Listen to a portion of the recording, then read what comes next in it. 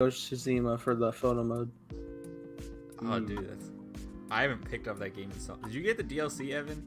Of course. I haven't gotten it yet. I should pick it up. Can I pick it up still? Yeah. It's you can download it. It's like $15. I don't know. Yeah, I feel like maybe I have to go through the game because every time I'm in the store, they're like, "No." Hi.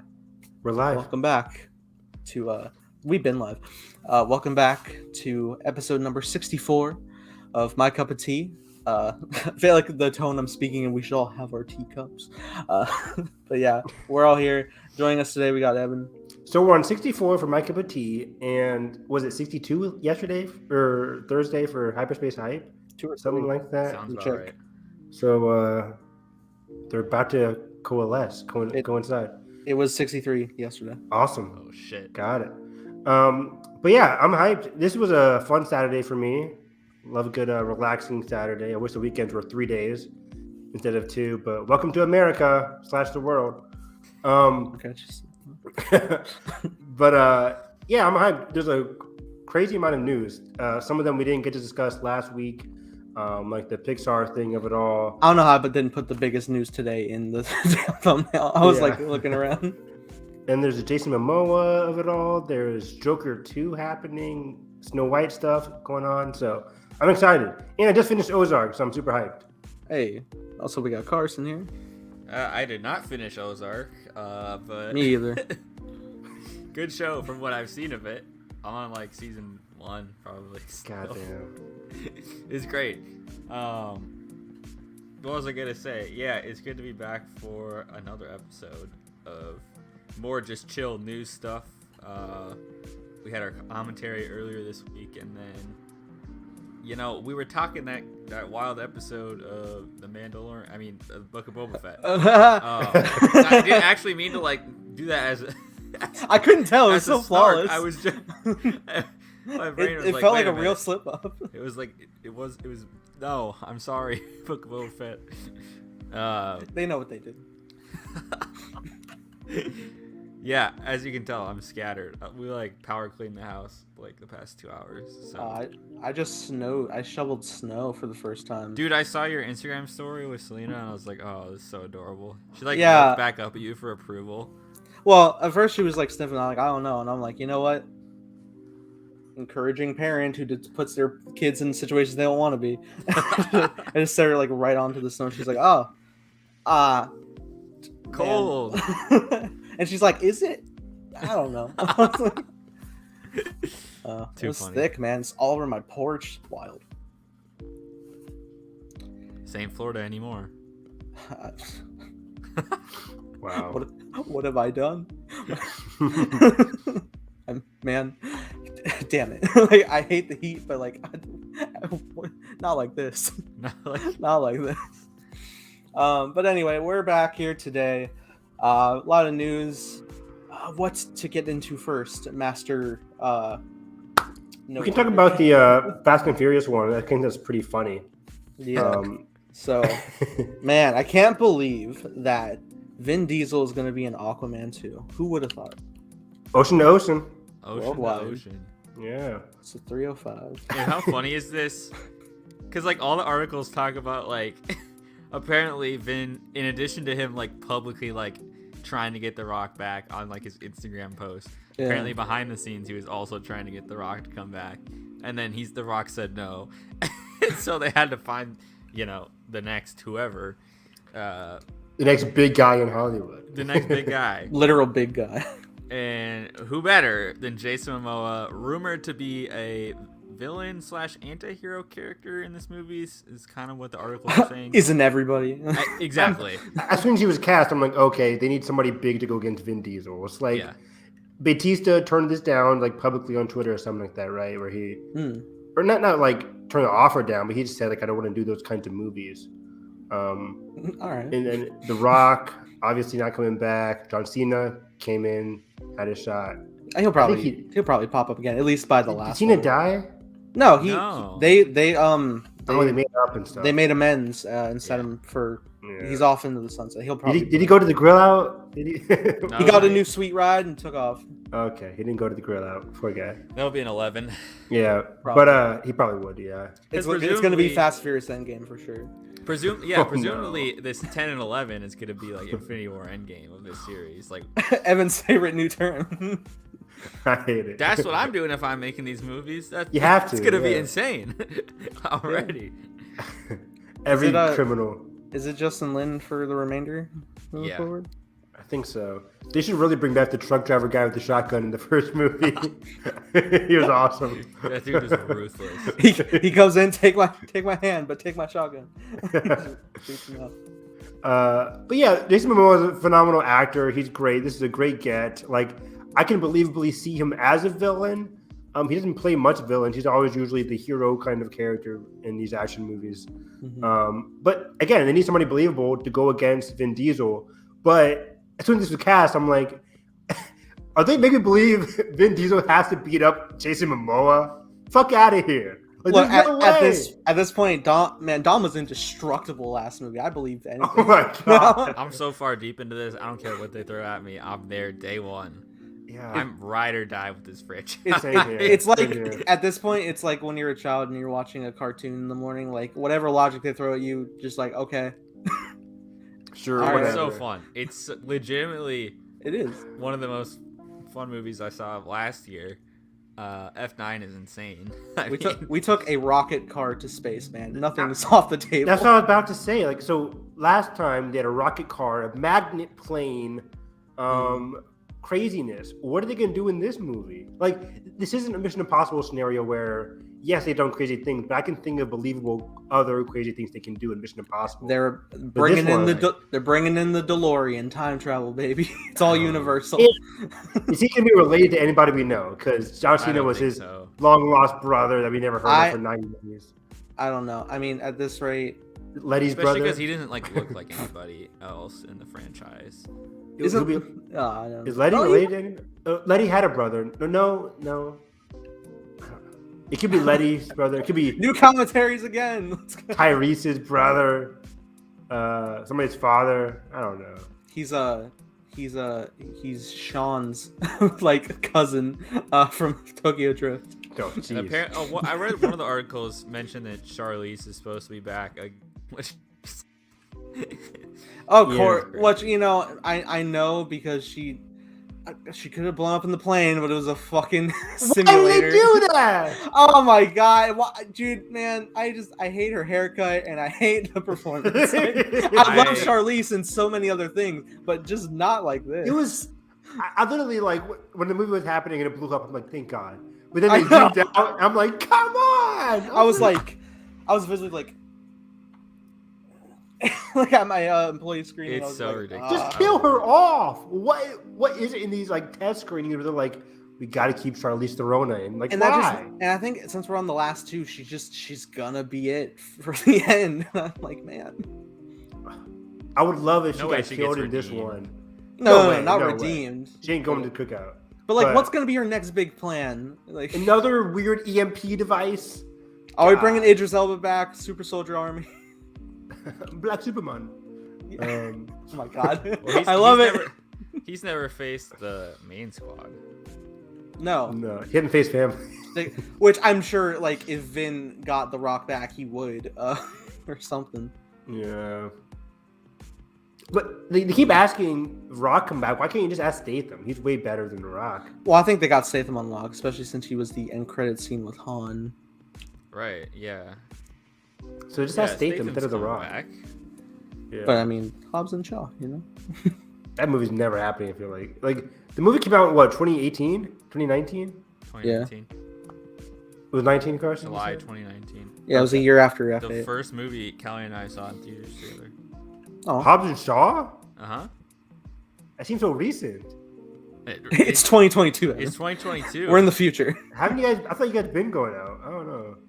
That's weird. It will be 3 years in July since that. Yeah, that's a movie. long time. I guess. I keep forgetting 2020 was a year. Yeah. I just do 2019, 2021, 2022. Exactly, yeah. Get on one knee in front of the Falcons. It's going to be great. Oh, jeez.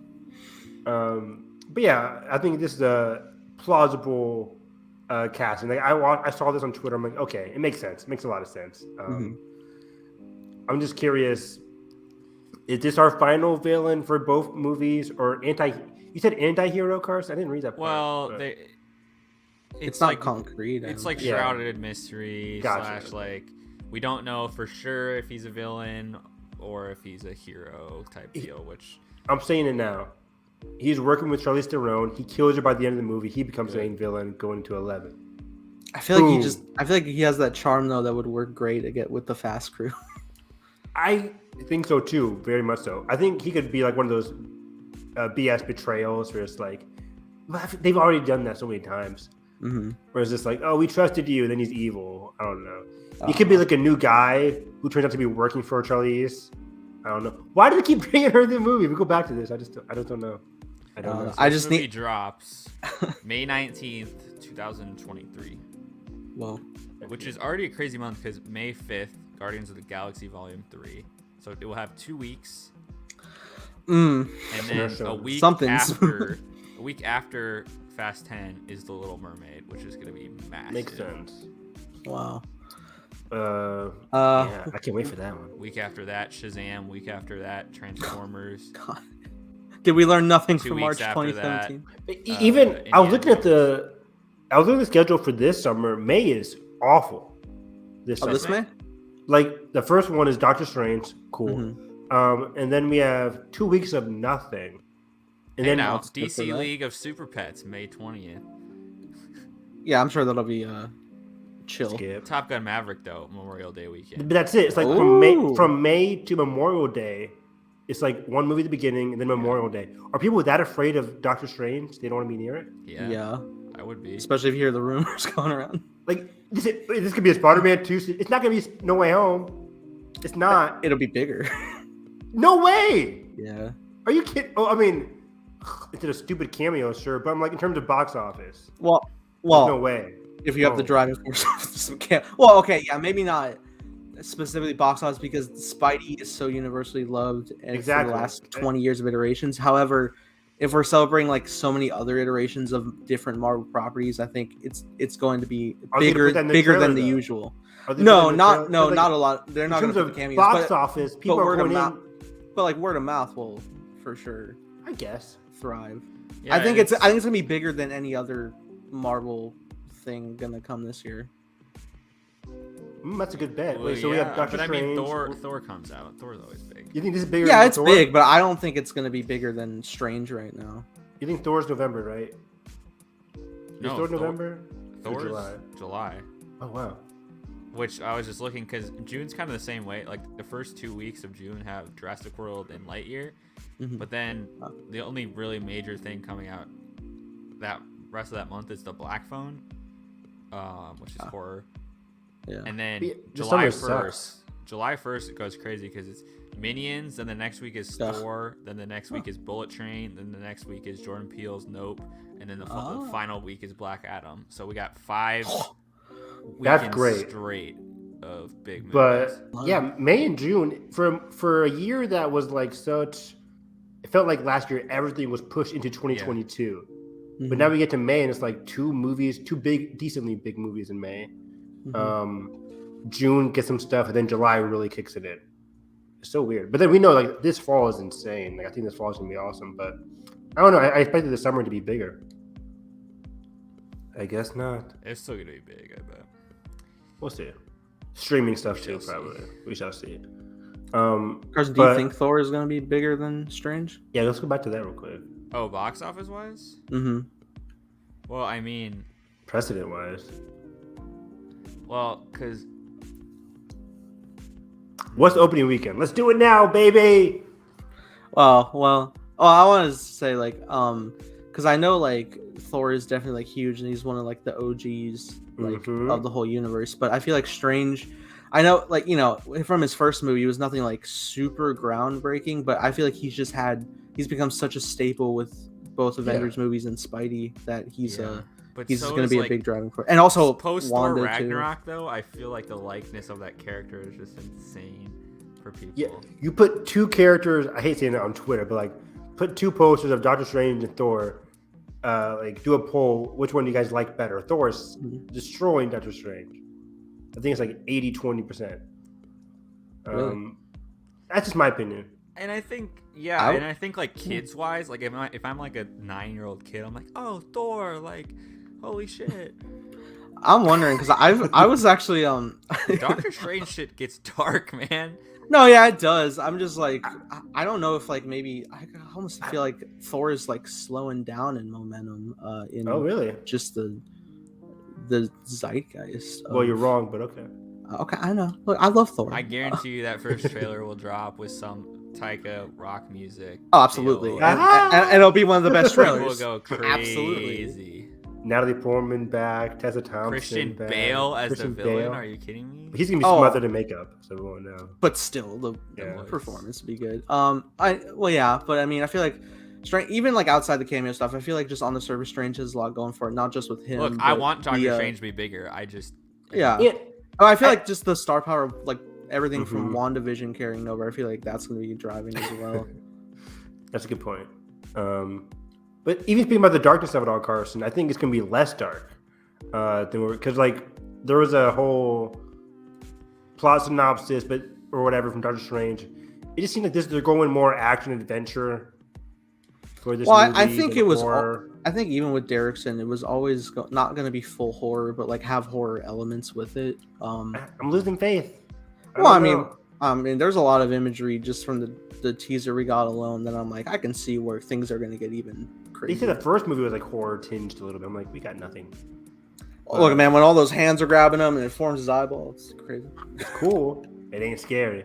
I want a scary Marvel movie. Come on, Marvel. I'm tired of action adventures. Blade. Give me a horror movie. Yeah.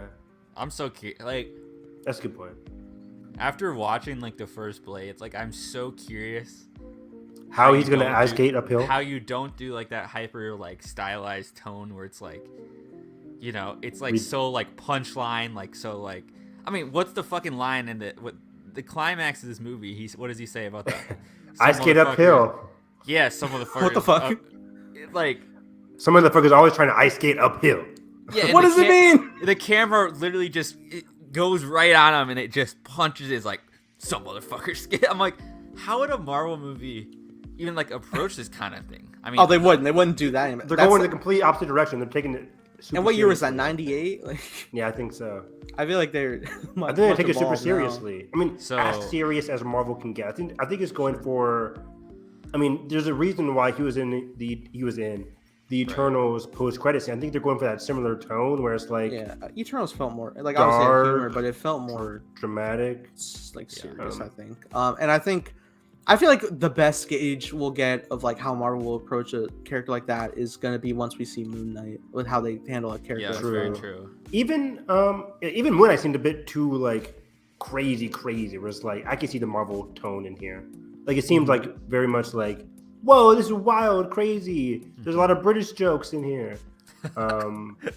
So yeah, a lot of British jokes. I feel like they can do serious. Like even like I'll give credit. Like while Hawkeye can be jokey, every scene they've had with Fisk in that show, like it's no humor really being played up whatsoever. They're really like sticking with how his character's approached. Yeah, he really wanted to kill a homegirl in that movie, in that show. Yeah. What's up, Josh? The mom. What's up, Josh?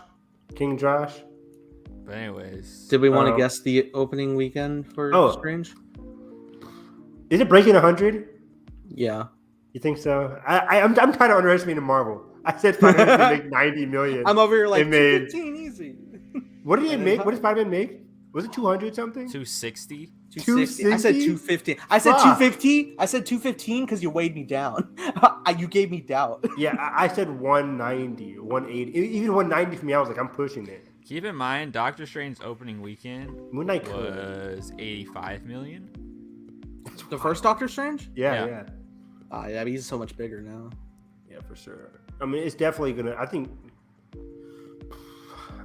I'll say I'm zeroing in on 150, but that seems low. I don't know. 270 now. I can't see Doctor Strange cracking 200. I cannot. I'm gonna go like 135 right now. But granted, it is May, and there's like this is a shit early season of the year. Outside of Sundance, like these movies, I love Scream. That's about it. Mm-hmm. Yeah, I mean it's January right now, so nothing. True, but like looking at February, nothing. March, Batman. And then April was like dead, I think. I don't know what's in April. But well, April has that Adam Driver movie coming out. I'm gonna go 65. I feel like I want to push 200 just because. For Doctor Strange, 200? Yeah. Please do it, so I can look like more of an idiot. I'm gonna stick with my previous prediction of Spidey. I'm gonna go 215. Okay. I wouldn't be surprised. I can't stop doubting Marvel. Oh God. The bear and the honey, just eat the guy. God damn. Even like the social media marketing, like brief clippets, I keep seeing they're just all from that one trailer. I'm just like, oh man. And I get it, they're hiding more humor because that's kind of the weakness of comedy trailers. But like, fuck. When is Jackass coming out? Is that February like 15th, or did it already come out? Is it the same day as Uncharted? I think it might be. Is it? Wow. Or did it get delayed? What happened? Jackass. It got delayed. It was supposed to come out last fall. About? Jackass. When's it coming out? It comes out the same night as Moon Knight, which is like March 30th? No, is it March? I thought it was next month. No, it's literally next week. Jackass? Didn't it get delayed? Yeah, it got delayed from last year. Jackass is next week? It's next. I thought it was delayed recently. Friday, February 4th. Oh, you said Moonfall cards. I think they said Moon Knight. Oh, I thought we were talking about Moonfall and Jackass. I thought you did say Moon Knight. I was like, that's why I said March 30th. I thought you said Moon Knight, and I was like, why is it coming out in March? Oh, sorry. Maybe I heard it. Oh no, we're tired. It's Saturday.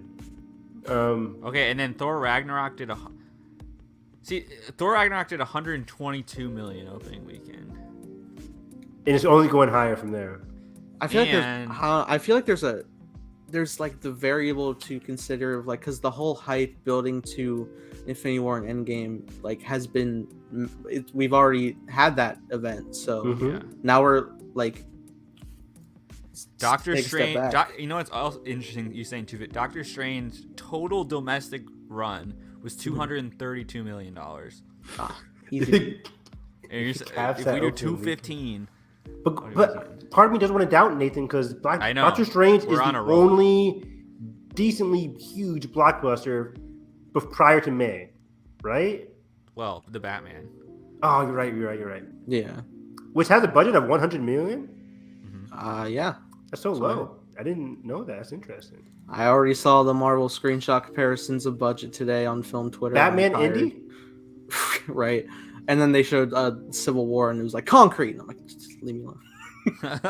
Leave me alone, Patrick. I love me some Civil War concrete. Hey man, I'm here for the story. I'm not here for the gameplay. I'm here for the story. I love Civil War still. It's still a top 2. But yeah, I'm seeing Moonfall opening weekend. Fuck that. I can't wait. Maybe I'll double feature with the Batman. It's just interesting because the only movie to open over $100 million so far has been No Way Home. Which was two. Venom was close, right? Wasn't it like 90? Venom did 90 on the I think it was just Strand of the Die, yeah. Which, by the way, Venom 2 ended its run at like what? Did you see that, Carson? It was like very close. Let me look. It's like 313 or 413. 213. Domestic or worldwide worldwide? Domestic? Domestic. 213. I think it was super close to beating Venom 1. Yeah. I think it did beat Venom 1. I think it was like 213 and Venom 1 was like 212 or 211. I'm sure it definitely would have beat if we weren't in the panorama. Nice. But yeah, it beat it. Yeah. Oh? But like $2. It beat it. Does that mean Venom 2 still beat Wonder Woman 1? But it's crazy because Venom Let There Be Carnage did 500 million worldwide. And that's without China, and then with China, the original Venom did 853 million, and like 260 of that is from China, which is just fucking nuts. China, their taste. There's like nothing getting in China these days, so. Yeah, and Kanto bombed in China. I'm sad. Yeah, I guess they don't like Bruno. They didn't talk about Bruno. Yeah. No. Can we commentary and content? Can we do some musical commentary? We need to. We need to diversify. We keep saying like Pixar movies in general. Pixar/Disney. God, what a dense. How many times can I cry on camera? Every time. Every time. Guys? we start from the beginning, like the first Bugs Pixar Life. movie. Yeah, Bugs Life and Toy Story. Was it Toy Story then Bugs Life, right? No, Bugs Life was the first. No way, it was Toy Story. Nah. Toy Yeah, Story Toy Story was was first. right Toy after. Story. It was 99, right? Let's look this up. 99 for Toy Story. Then Bugs Life was earlier, wasn't it? 2001, No, it was right I after thought. that. Really? Yeah, I guess that makes sense. Okay, you know what? Because I only view the Bugs Life with like the comparison of the movie Ants that came out at the same time. Me too. And I'm like, that's definitely wasn't the. I've never seen Ants to this day. Really. Never. Oh my God, Nathan It's been on was a right. VHS in the back. What? Oh, hello? A Bug's Life came out in 1998. 98? Yeah. And Toy Story was 99? Toy Story. Where is Pixar? I'm terrible. Everyone underestimate me again. I feel gaslit. I feel so gaslit. No, oh, we're right. Toy Story came out in 95. Woo! Thank you, A Josh. Bug's Life came out in 98. Toy Story Thank 2 God. came out in 98. Now I feel double gaslit. I want to go home. I hate everything. Isn't that insane that Toy Story 1 95? and 2... Toy Story 1 and 2 came out before the year 2000. Man, and they look beautiful. Man. When did Toy Story 2 come out? 2000. 1999. And then Toy Story 3 was Oh. 2010. That's a Yeah. or 2009, something like that. Jesus. Really? Oh, 2010, man. June 18th. And then Toy 2010. Story 4 was... Why do you think Toy Story 2 was like 2000, like early 2000? Wait, yeah. Toy Story 2, what you said was 99? Toy Yeah, Story 2? November 1999. Maybe that's what I was thinking about. Then 2010, and then what? 2019 for Toy Uh-huh. Story 4. And Correct. those gaps, and they still like the bongo box office. That's insane. Yeah, that's Tom Hanks do it. How does he keep that voice? They just have his son do his voice instead. It's AI now. Hey, don't you Val me? Have you seen Val? No. Oh, that's the Apple movie? No, that's a Amazon doc. Oh. Val Kilmer's son Oh. narrates the doc, Cool. reading his father's words. Val Kilmer. Heat star. Val Kilmer. I just bought. You can buy on Vudu right now. Special sponsorship. I don't care. You can get the Prince of Egypt for $4.99 right now, and I did. Oh, Sweet. So happy. I'll watch that tonight on your Voodoo. Okay, fair. They're not Come making on. 2D movies anymore. Fuck it. God damn it. I'm so sad. If I do become it. a director, I'm making a 2D renaissance. I'm gonna make an anime event style Time Blazer movie in between the Yeah. seasons, but it'll connect for real. Even Not a the problem. new Avatar movie, The Last Airbender, it's like, I think they're doing CG and not 2D. No, And I'm like, I want my Not like 2D this. Avatar. what's a 3D Avatar look like? I mean, I'm I don't sure it could know. look great, but I like, trust them for the story, but animation, I'm like, I don't know. Mike and Brian, what you doing? But I trust them. But speaking about the summer and movies, our next story was Guardians of the Galaxy. Mm. Kind of what we already knew. This is the last film with our heroes. I think it, like specifically it was like phrasing it like of this team lineup, Yes. which okay. Yeah. I mean, I imagine there was going to be a roster shift for sure. Yeah. Not Josh. What's his name? James Gunn has talked about it. How dare you. What a studio. Best studio of all time, I think. What a pictures. But yeah, I think Guardians. It's interesting. I think for this iteration, I can see Gamora leaving. I Really? can see Rocket leaving, but I can see Chris Pratt staying. You know what? That would be interesting. Cause I could see Gamora, like, now you bring it up, I could see her going back to her timeline. Wow! And Quill having to emotionally mature in another way At the end in of this. accepting that. I'd never thought about that. No way, right? There's no way I they just do now that. thought of it. Well, I mean, shit, it's not his Gamora. Yeah, True, but that'd be the hardest choice. How did they go back in time? They destroyed the time stones. Quantumania, baby! Sure. Anything's possible. I just want them to be together again. Yeah, Um, but now I did this. Yeah. Uh, Nathan's always on us, Carson, about like pain and all this like emotional drama. And all of his story ideas are just like, yeah, he has to live without his girlfriend the rest of his life. And then Hey, just watched I- Interstellar. It's like, come on. Hey, Get out I get like, look, I get like that sometimes. I just finished Interstellar, so yeah, I'm a little raw right now. Nolan, fuck this guy over. But, Holy shit. And I'm unsure about the fate of Rocket at this point. I feel like it could go either. He's walking Someone's away. dying in this movie. None of the main cast. Kill Groot off Someone's again dying or in this something. movie. Well, he'll just come back because Groot. Exactly. Well, Groot does die, but is reborn to his next of true. kin. I don't know, man. That's still wild. The first. I can't. Groot If really Rocket dies, I'm walking out of the movie. the man deserves peace. He does. But also, fuck. How do you get an entire audience to cry and feel for your Killing movie? Rocket would break America's heart. It would, because he's adorable, but also, Trauma. cocky little shit. And so we cling to that personality, but also, yes, trauma. And this is the movie we're digging into his past, right? I think that's what James has said before. Does Adam Warlock kill anybody in the comics? Do we know? Well, he's more of a good guy in the comics. Yeah. Oh, interesting. So I don't know. He wielded the Infinity Gauntlet at the end of the Infinity. I keep forgetting he's the Story. villain in this movie. He's the villain?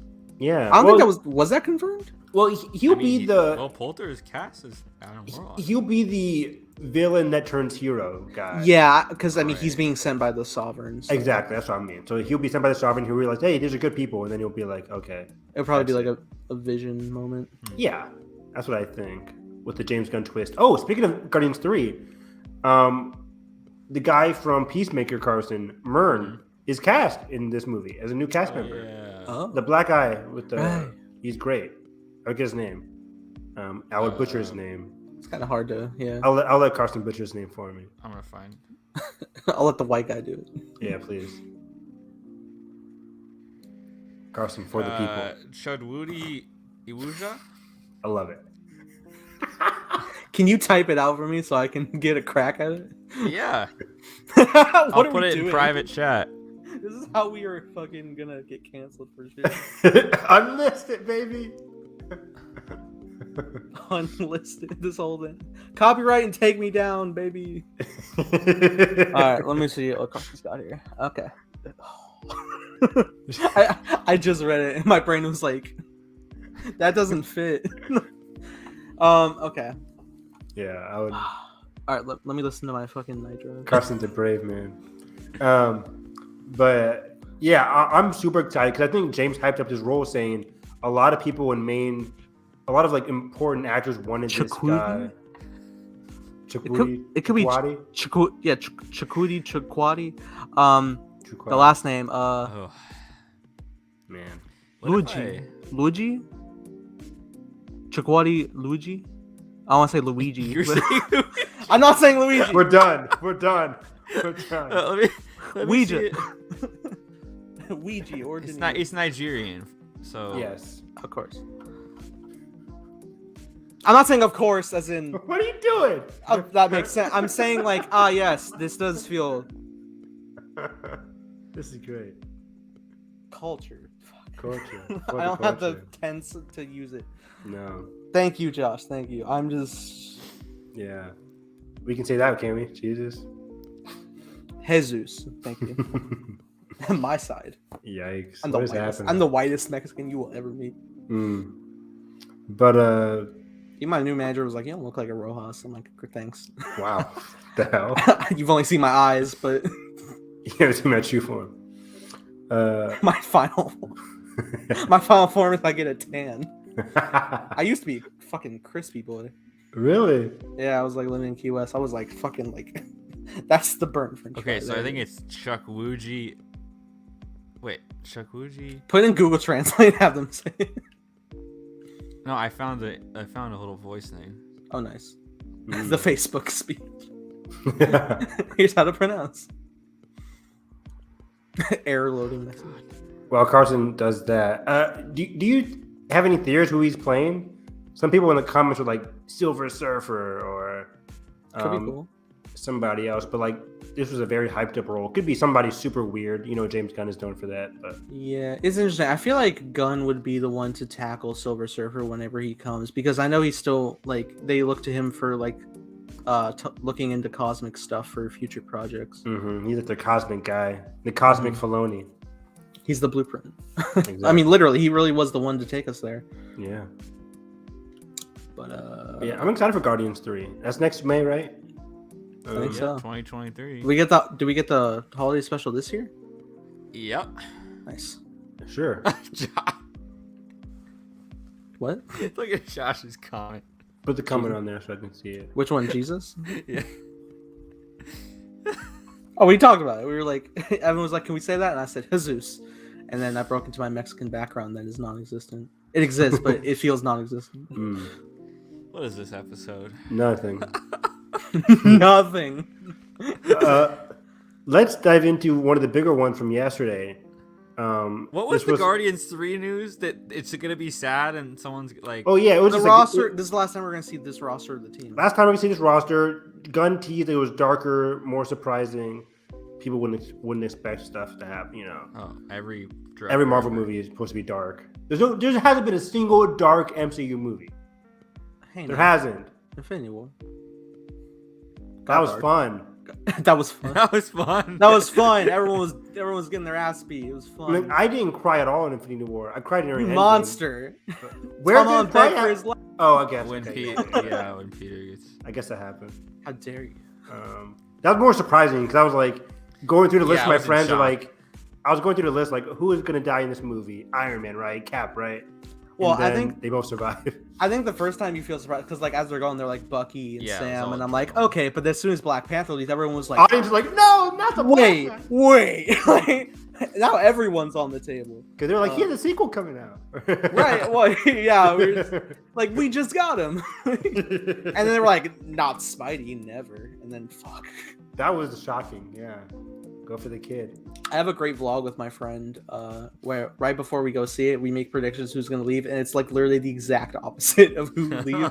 we're like, I mean, I feel like it would be emotional if they took Rocket. I don't think they're going to take Groot. And we're like, they wouldn't do Spidey. And I was like, I don't know about Gamora. I didn't theorize any Guardians characters. Yeah.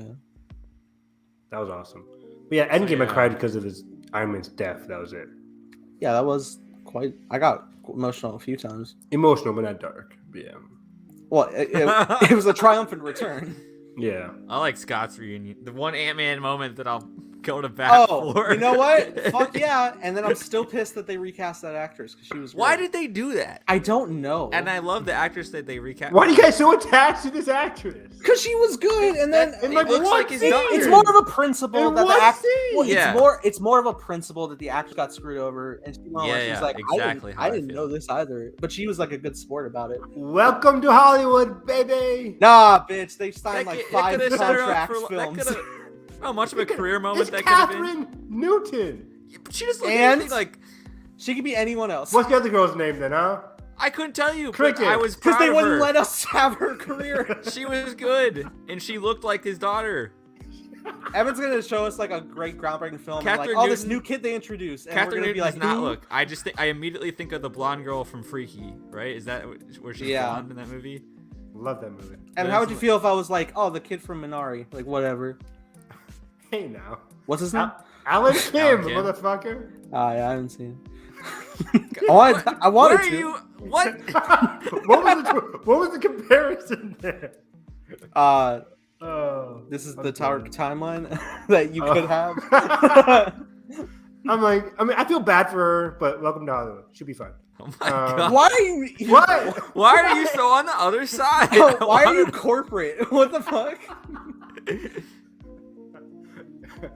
I've been living a corporate life. I mean, capitalism has gotten to me. I'm sorry. Josh, can we finish our first attack before the next one? I'm sorry. I just love Catherine Newton so much. I'm like, I do too, but like it would be one thing if we never seen her, but to deliberately not. At least give her a They text didn't message, tell her guys. at all. They didn't tell her at all. She found out that Catherine Newton got cast, and they didn't tell her at all. Like that's so shitty. And it wasn't even like a conflict with the actress. It was It was like random. we are not even going to ask you because you're not a big enough star. Like that's Weird. so fucked. Yeah, I feel bad. I do. Like, what if? It doesn't matter. Evan won't be. All on right, this side. all right. I'm sure she's fine. If Haley Steinfeld was introduced as Kate Bishop in Endgame and they recast her, Exactly. I'm going to Feige's house and I'm carrying a shotgun myself. wow. Maybe that's a bit much. Evan's gonna go Abby on Kevin Feige. I really am. Evan Harris's exited Time Blazer for unknown reasons.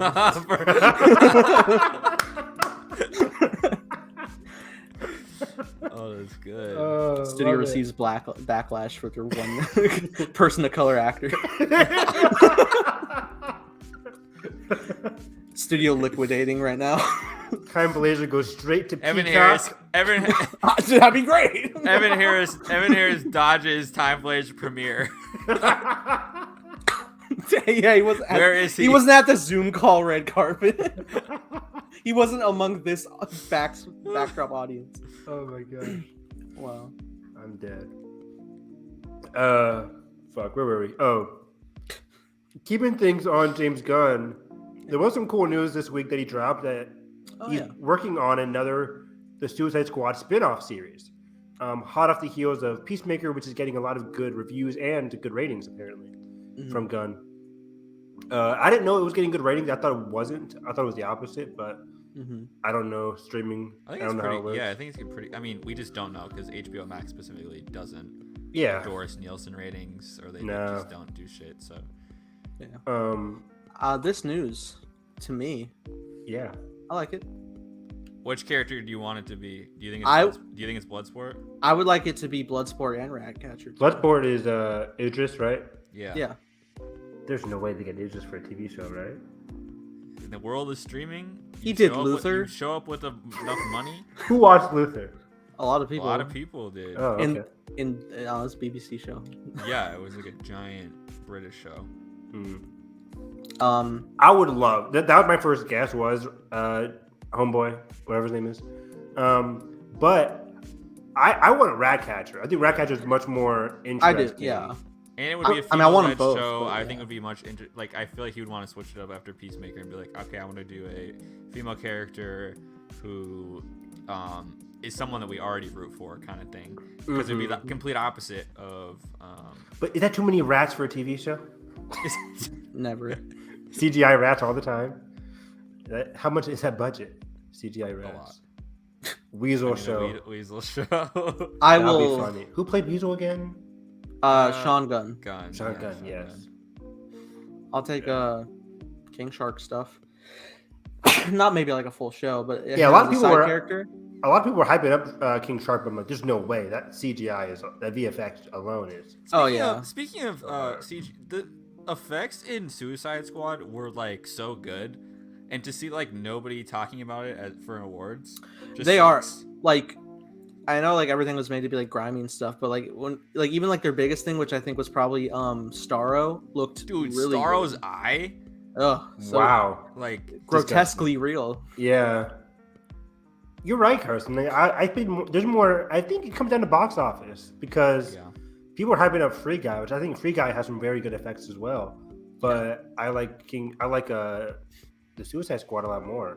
I feel like Free Guy has a kind of an advantage in that regard because like if something looks kind of like off, it's like meant to look cartoonish for the video game aesthetic. Whereas like they really like go for the realism in Suicide Squad, and it looks really great. Like King Shark looks great too. If it was Star Trek movie was also this year, I'd be pissed if it was against it because what happened last Suicide Squad. But yeah, man, like for shows, I would like that. I like King Shark as a side character because he works really well on the Harley Quinn show. On the animated. Watch that. That's really good. Actually, it was like watch season whatever of Harley. Yeah, they keep recommending it to me as well. Giancarlo Esposito's Lex Luthor. It's fun. He's not like all the time there, but when he is, I'm like good voice. That's cool. But yeah, in between is like king performance in The Mandalorian. Yeah. Hey, show my boy Polka Dot Man survived and continue on. Let's go. That'd be fun as well. But I think Ratcatcher, you can bring in Taika Waititi as well as like the flashbacks. You can do a lot more with that. That was really cool.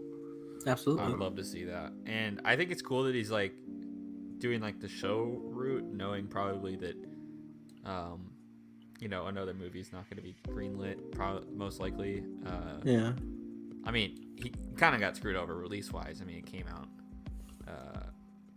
When did it come out? In August? Yeah. Sure. August 2021? Yeah, it was August. So it was like kind of right when Delta surged, like after after we kind of had that lull period with like Fast and Furious and Black Widow, where everything was like, oh, movies are back. But then a month later, Shang-Chi breaks records. Yeah, I know it's just crazy how Asian cinema. Let's go. I would love it. It's just like every character in the movie just eventually gets a spinoff instead of doing a sequel. Like you do Harley Quinn. Like when the next time we see Harley Quinn even? Well, I've always imagined whenever she would pop up again, it would either be a continuation of Birds of Prey or if ever they get to the Gotham City Sirens. I don't think any of those projects are going to happen now. Man, I don't know. I feel like it could. I would watch a Birds of Prey like show.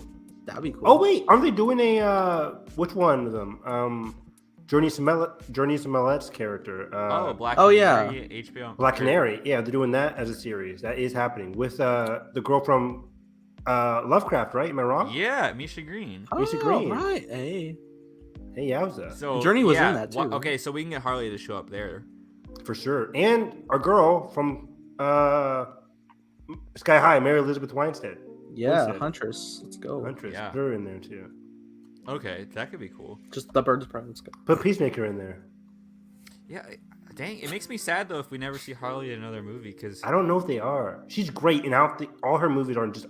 For the first Suicide Squad was a big box office hit, but it was bombed critically, and then at least Birds of Prey bombed, not bombed, but it just like it did decent. It did decent, yeah. Right, but it had a lower budget though.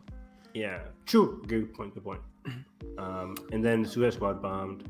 Yeah, but I feel like unanimously everyone's usually like Margot is great as Harley. Yeah, she's fantastic. I really want to see her again. Yeah. I can't believe I didn't theorize her for the next series, and she said she wanted to work with James Gunn next. So the Harley Quinn live action series would be wild. That'd be Cool. Crazy cool. I wonder if bring back Jared Leto.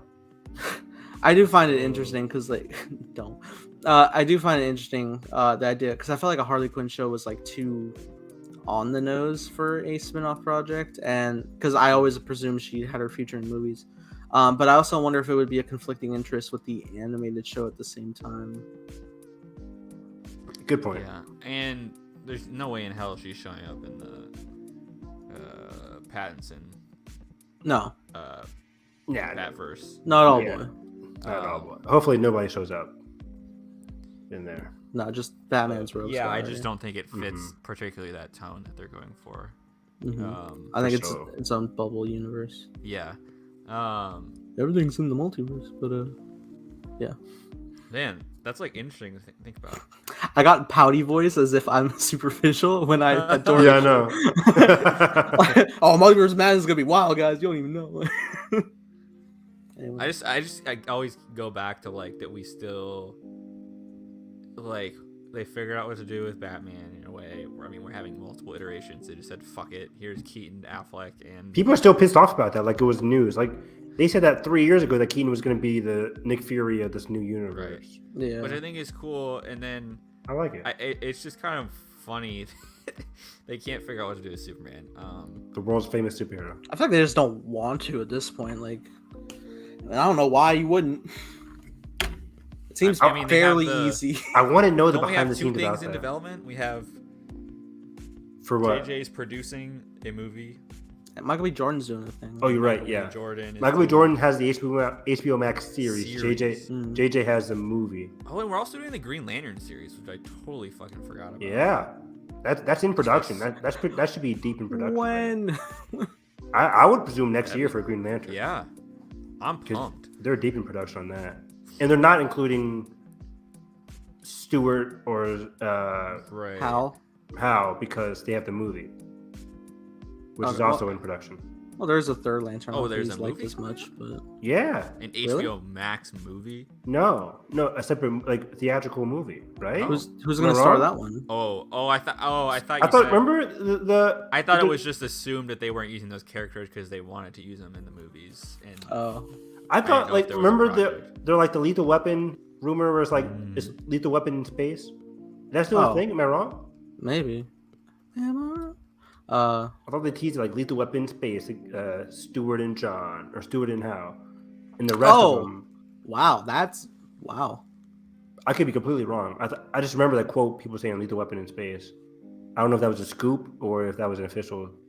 I remember like conflict on the Snyder cut not letting him do Green Lantern. I always thought that was because they want to do the series and the movie already, so they don't want to have it somebody else. I thought it was because like Zach had somebody cast as well. I think it was going to be Jon Stewart. Which I would have let him do his thing because they're not going to go with it anyway. So, which I'd still dumb. I don't get it. Yeah. Green Lantern 2. It just says the series. Movie. Let me look it up. Let me. I put in Green Lantern 2. That's not it. According to Heroic Hollywood, Green Lantern Corps remains in development and will feature Jon Stewart as protagonist. Hal Jordan will also have a presence in the film. This is in addition to the HBO Max series. Exactly that. Yeah, Greg Berlanti is in one of them. Yeah, I think Josh is referring to the CW show that just recently got announced with the Diggle actor. No, that's different, right? I thought it was different, but I don't follow Green CW. Lantern in the CW universe. Huh. I don't know. I thought Berlanti was involved in the HBO Max one. I don't know if he was involved in the CW one. Greg is busy man. Yeah. But so yeah, HBO Max has a lot of stuff coming out in terms of DC projects. We still have the Batman Penguin spinoff coming up, which is fun. The Gotham Police. Yeah, Gotham Police and Penguin, I think. Or are they the same thing? Oh, two separate? I don't know. I thought they were different. I think I heard they were different, but it feels like they could combine them. They should be together. Yeah. Like Crime Boss, Kingpin, and exactly. Which just sounds like Gotham, which is a good show. It was. I watched 2 seasons and then quit. What the hell is wrong?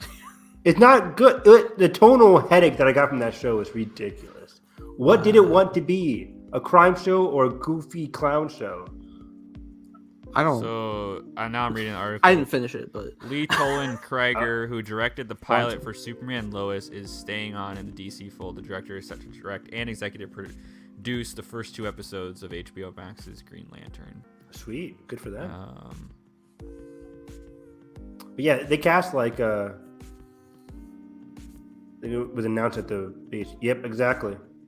They cast like 3 or 4 people in that show, right? Like there's like the Latina Jeremy actress. Irvin and Finn Whitrock are already cast as the heroes in the show. Wasn't there a woman? Yeah, let me. Because there was a recent Green Lantern in the reboot, in the DC Rebirth. I thought she was going to be in the show. Huh. Either way, fun stuff. I miss Green Lantern. He's a great hero. Yeah. But other DC news. Apparently, was it this morning or yesterday? Joker 2? Electric Boogaloo? Where did this news come from? I missed this. I don't Boogaloo know. I feel like this has just been the talks for I always a while just heard now. that if the story is good, we'll do it. That's what I heard, but then I thought I heard for a while that they were going to because it cracked over $1 billion. But then I heard the director say he doesn't want to do it unless it was good. So yeah, Heroic Hollywood is the one that wrote the rumor, and the rumor was they want to begin filming with Todd Phillips and I wouldn't have put this in the show notes unless it said begin filming. I'm like, that means it's serious. But this was only a rumor from Heroic Hollywood, which can be up and down. But yeah, part of me expected them to do it because it made $1 billion. But part of me also didn't expect them to do it because the director didn't want to do it. But I guess if there's a good enough story, they might want to bring Todd Phillips back to it. Yeah, keep in mind he also made $70 million from back-end receipts because of how good his deal was. R-rated, we'll make some money, but we don't expect it to be $1 billion. For the right price, he'll come back.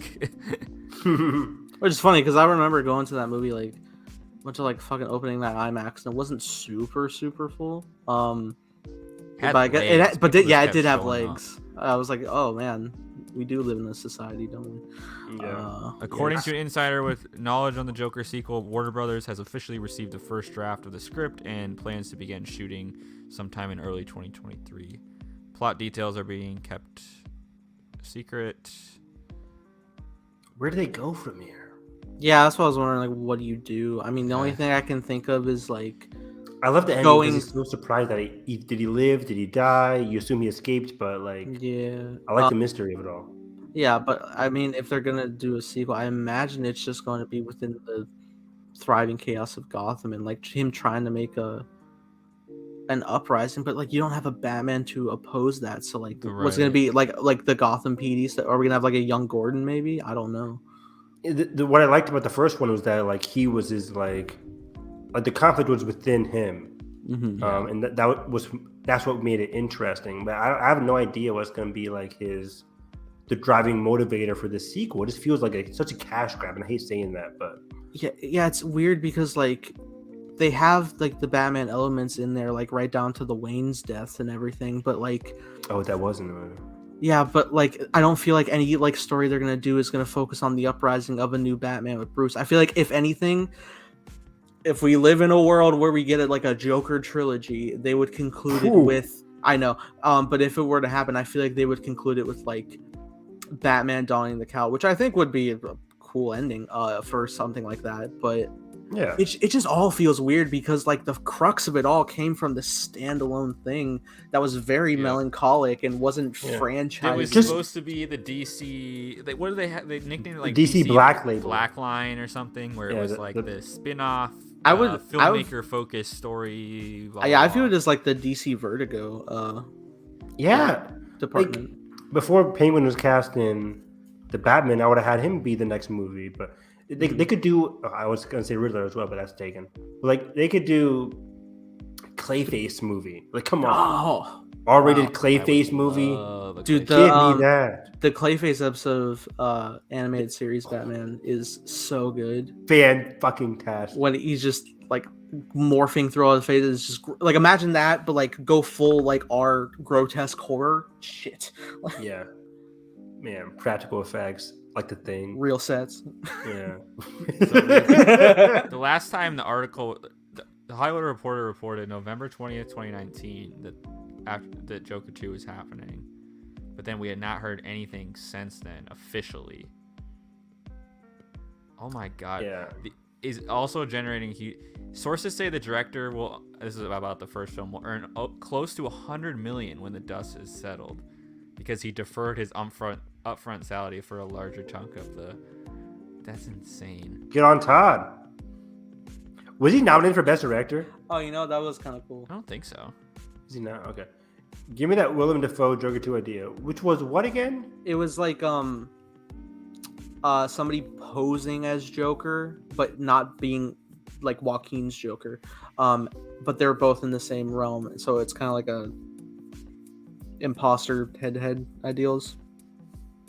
Kind of cool. That would be fascinating. I would. Is that part of the music? I would really like. That sounds really cool. That would be an interesting take. Somebody else rising against him. That kind of solves our antagonist idea. Right. Joker 2. 2 Jokers. Kind of fucking cool. I would really just. They call it Jokers. Another mentally deranged like killer on the loose. Joker wants to be the kingpin of crime, I guess. I don't know what he wants to be though. He wants to be chaos, I guess. I mean, Joker's philosophy is kind of. But each Joker is kind of different, right? And this Joker seemed more so like he wasn't a premeditated killer. Joker's been so different in the comics that like at a point they were like, oh my god, there's been 3 different Jokers. I know. And I thought, which was cool because it pulled in like the Gold and Silver Age comics to the modern. That was cool. But yeah, that would be kind of interesting. Willem Dafoe as a Joker. But yeah, I can't fathom where this movie's going to go. I'm very curious to see if Todd Phillips returns to it, if it's actually real, if it's actually going to happen. We'll see. It's all still rumors and conjecture. But Joaquin isn't doing anything recently besides that Napoleon Bonaparte movie. Yeah, he did. He did Ari Aster's movie, I think. What was it? Come on. Disappointment Boulevard. Never heard of him. That was the problem. Movies are not good. Did you even like? Did he do Ad Astra? I liked the first half of the Florence Pugh one. Midsommar. Samar. And then it Midsummer. ended terribly. God, Nathan. I'm gonna rip my ears out. I'm so sorry. Voice acting, it's our new lot in life. Yeah, Midsommar ended badly, but it started really good. To the point of Joker 2 real quick. I do kind of like the idea. It was weird like he going back to Gotham, but like a young pre-Commissioner Gordon trying to take down the clown. Kind of a cool idea. I kind of like that too. Whatever it is, I hope it would remain small scale and for sure. 70 million tops. Yeah. So I don't know. We'll see. And it's it'd be crazy because it'd be the earliest we get the movie would be 2024, which would be 5 years after Joker 1. That's crazy. All these sequels take so long. Aquaman 2 4 years after.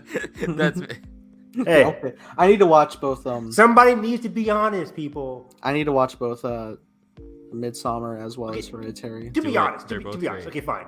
It didn't end badly because I like that last shot. The last shot is great. I just think the second half just deteriorates in quality. That's just me. I'm right. But wasn't there a brief run in theaters of an extended edition of Midsommar? Yeah, it's out on Blu-ray. What's that? I haven't seen it. I want all of it. I think Hereditary had a bad ending, but I like parts of the ending. It's hard to explain. Hereditary's ending was his glass so good though. It's so weird and stupid. Not for me. Who directed It Follows? I like that movie. That was fun. David Robert Mitchell, something Mitchell. What's he been doing? That's a good movie. I mentioned that because that's mentioned in the latest Scream. Modern cinema references. Let's go. Yeah. I keep hearing about that. I infamously hear about the Rian Johnson. I don't know what they said, but I know Ryan is mentioned. It had me in tears in the movie. Well, that's good. So I know it's not malicious. No. But I loved it.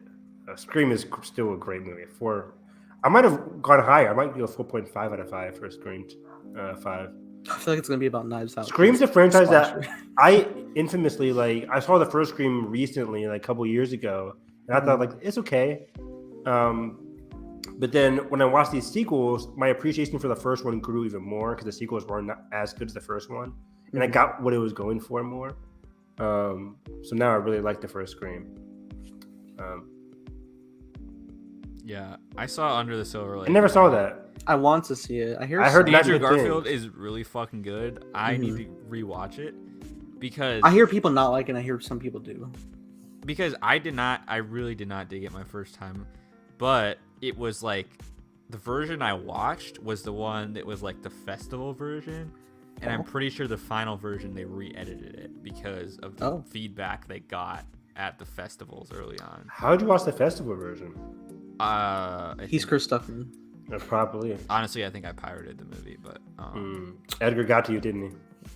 Once again, our podcast shut down. Because A24 buried this movie. It never. I mean, it really. Yeah, I was going to see it, but then I never got a chance to. And then I heard bad things. I'm like, okay, I can. It's really interesting. I don't know. It's just I remember reading the synopsis once, and I was intrigued. But I forgot what it was. I think he finds this girl under the Silver Lake. Am I wrong? Yeah, probably. I remember seeing the trailers. Have you seen this girl? Have you seen this girl? Have you seen this girl? Was Wicker Man? Honestly, I think Under the Silver Lake is how Evan feels about something like Hereditary or Midsommar.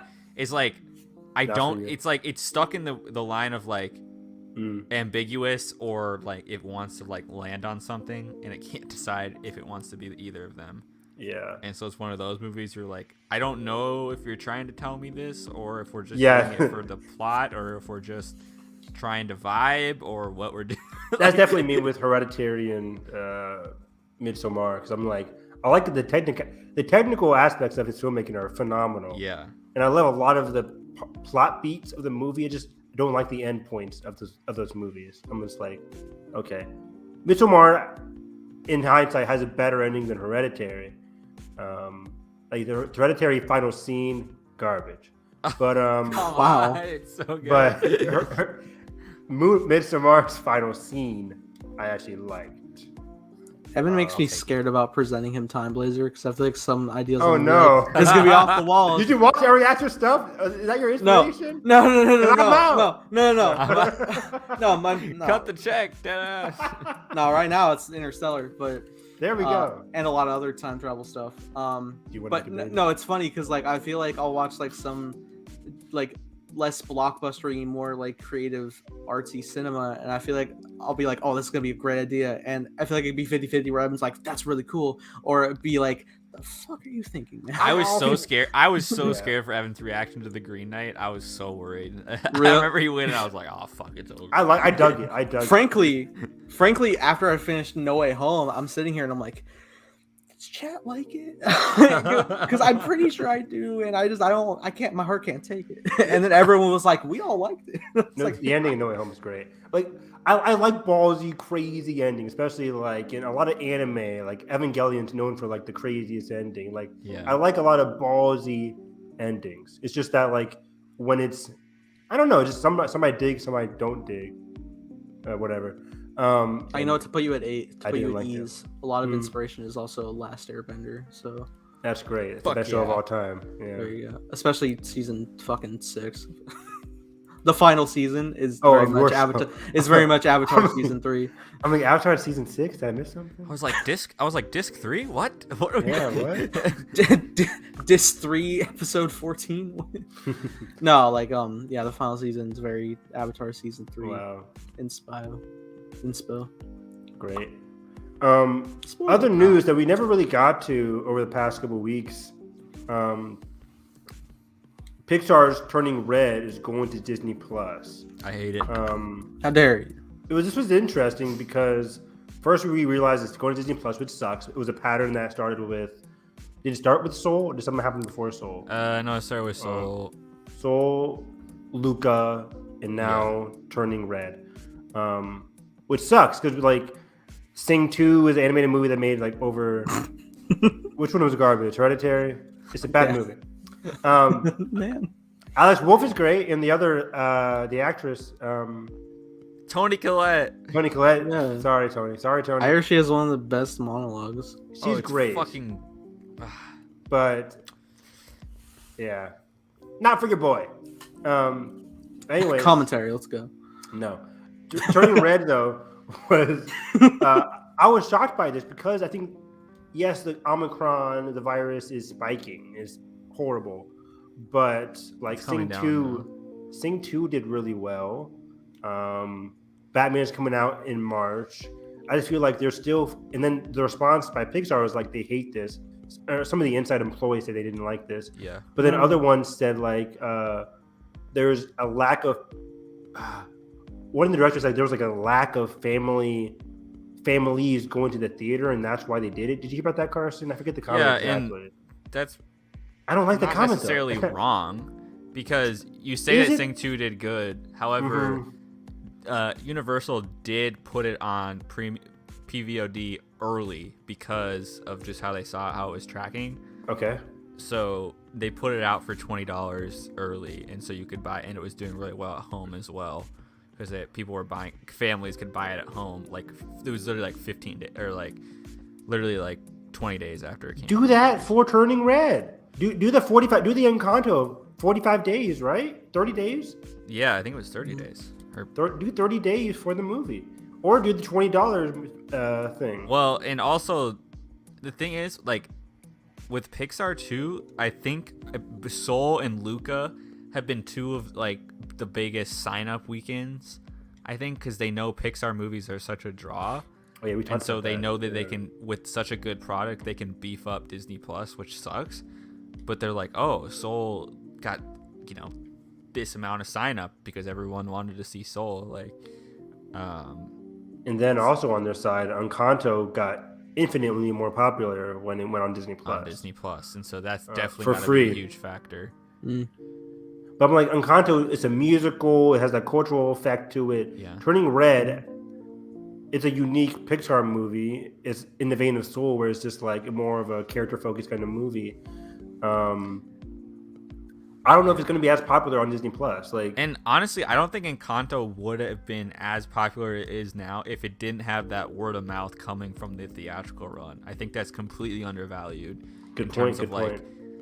Because everyone's like, oh, when can I watch it? And then boom, the holidays hit. Oh, and then everyone's like, Disney Plus, it's on Disney Plus now. So and so told me we need to watch it. Let's sit down and watch it. You know what I mean? Like, it totally had that wave of like, because I remember. I was telling my cousins, I was like, guys, you gotta watch Encanto. It came out today on Disney Plus. They texted me like 2 days after. We're like, we can't stop singing. We don't talk well, Bruno. It's on 24/7. Mm-hmm. Yeah, I feel like that was a big word of mouth thing being shared around. Especially, I know it's definitely a TikTok sound. It's just like the song itself blown up like all over socials. Absolutely, it's gonna like drive people to see the origin of it. So I just don't know if Turning Red's going to have that hype. Watching the trailers, it doesn't seem as like popular. The trailers seem okay. It's not as event based as like something like a like Encanto. Yeah. I think Encanto wasn't like an event, but just like it's musical, it's energetic. Musical, it feels more. This one, I mean, but Turning Red feels more like coming personal, of age. Like, personal growth, which is what I love from Pixar, and I'm super excited to see that. The trailers haven't really hooked me, but I'm excited for the story. I don't know if it's going to have that family appeal, which is why I kind of convincing myself why they went to Disney Plus there. But also, I think it could give them a chance to put it in theaters, use the $20, use the 30 days, gather that hype if it's good. And I totally get why Pixar employees are frustrated, because it's like, oh, you can put a price tag on Raya and not our movie. Are we not like of value to you? So it's like Lightyear. It's like they're testing everything. Yeah, without considering like Lightyear has to be. Oh, Lightyear's in theaters for sure, but it will be the first. It'll be the first Pixar in theaters experience back from.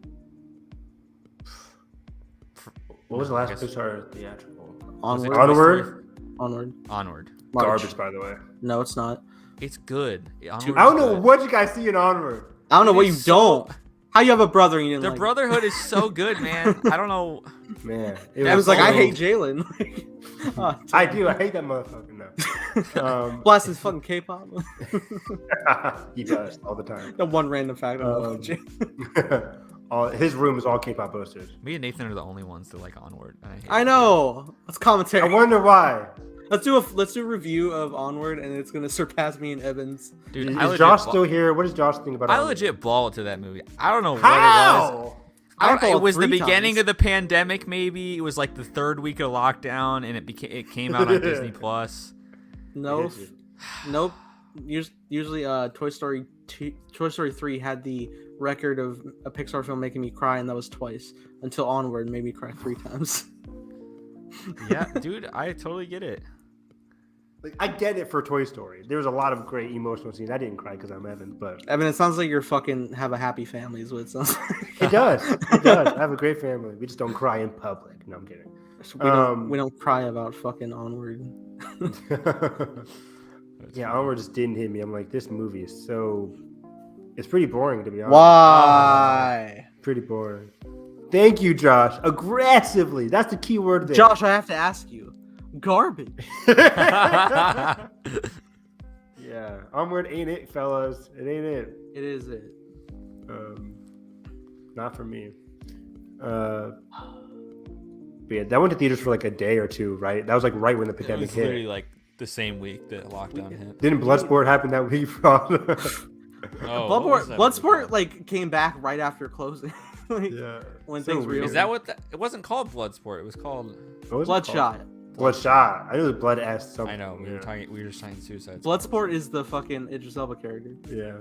Bloodsport's a better title though, isn't it?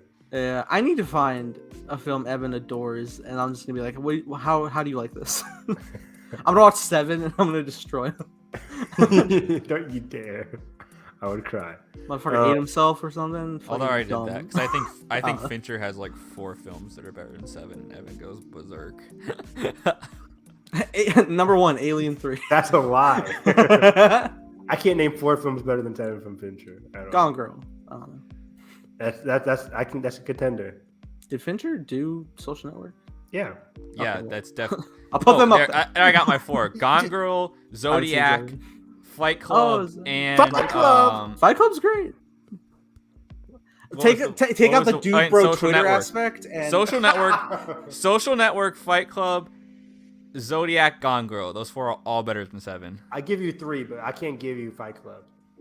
Fight Club was one of those films I saw in my teen years where as soon as I finished it, I put it on again. It was that Blade Runner and Matrix, I think. I never vibed with Fight Club, but it was so funny because my dad and I are huge Fincher fans. He's the one that showed me 7, and he was like, I don't know if you're gonna like Fight Club. I'm like, I love Fincher, and I watched Fight Club, and I'm like, it's good, but it's not great. What is? I'm living in denial. Like I can't publicly hate a Fincher film. Josh's comment is just funny. Oh God, it is not. It is Mank is. Mank is like. Mank is go back to that other comment, the aggressively one, because that's what Mank is. Nathan has not seen Coco. I haven't seen Coco. You would. I'm worried for Nathan with Coco. I am. I'm worried for his safety. Nathan needs to be on a watch list for Coco. You would. Oh movie, no! Jesus Christ! I've only seen it once. I can't watch it again. Yeah, you can't watch it again. What is this? I can't watch it, dude. It's emotional. I'm just thinking about it. I'm like, fuck. Can you watch Toy Story 3 again? All the time. What the fuck? No. Toy Story 3 wrecks me. It does. Toy Story 3. I remember before watching 4, my dad was like, I don't think I've seen 3, and I was like, well, we have to change that. And I'm sitting there and I'm worried. I'm like, I'm gonna lose it in front of my old man. You give him the side eye, like, is he looking at me? Like, look, I'm all about being vulnerable, males being vulnerable, but it's a different vibe with my own father. I remember. Actually, sorry. Great example for you, Evan. The Agents of S.H.I.E.L.D. episode with the spies goodbye. We were binging it, and I was sitting there, like, so fucking like tense. You know that meme of the kid like super tense sitting there in class. I was like that. I was just like, all right, good night. I came in my room, fucking flooded. Like, Agents of S.H.I.E.L.D. is probably on record one of the most times I've cried during a TV series. Whew. Throughout the entire run, I cried like a lot. Like, I gotta go back. There's an episode. Nathan knows, like when they're on the blue planet. When not when she's alone, but when they come back. Something happened. A character perishes, and I was tears. I don't. What season was that? Because I haven't seen past 4. I don't want to spoil it now. I think it was season 4 or 3. If it was post Ghost Rider, I don't know. I think it was pre Ghost Rider. Oh well, maybe. It had to be pre Ghost Rider. Coulson loves Star Wars. Because Coulson did something and I cried about it. Anyways. Oh. Was it the hand? Yeah. So he used a hand to do something to another person. Oh. I think I've. Yeah. I think I mean I definitely had seen around then. Anyways, what was he saying? Oh, yeah, Toy Story 3 for me gets me emotional at the very end. The incinerator? No. They accepted death. They were ready. Yeah, that part didn't get me, but I was like, oh shoot, wow, that's ballsy. I knew in the cinema. But I made a scene. Those kind of moments, I'm like, obviously they're not gonna die. That's why it didn't affect me. How old are you? How old are you when you saw Toy Story 3? When did it come out? I was 14. I was 14. Too old. Too. What were you? 9?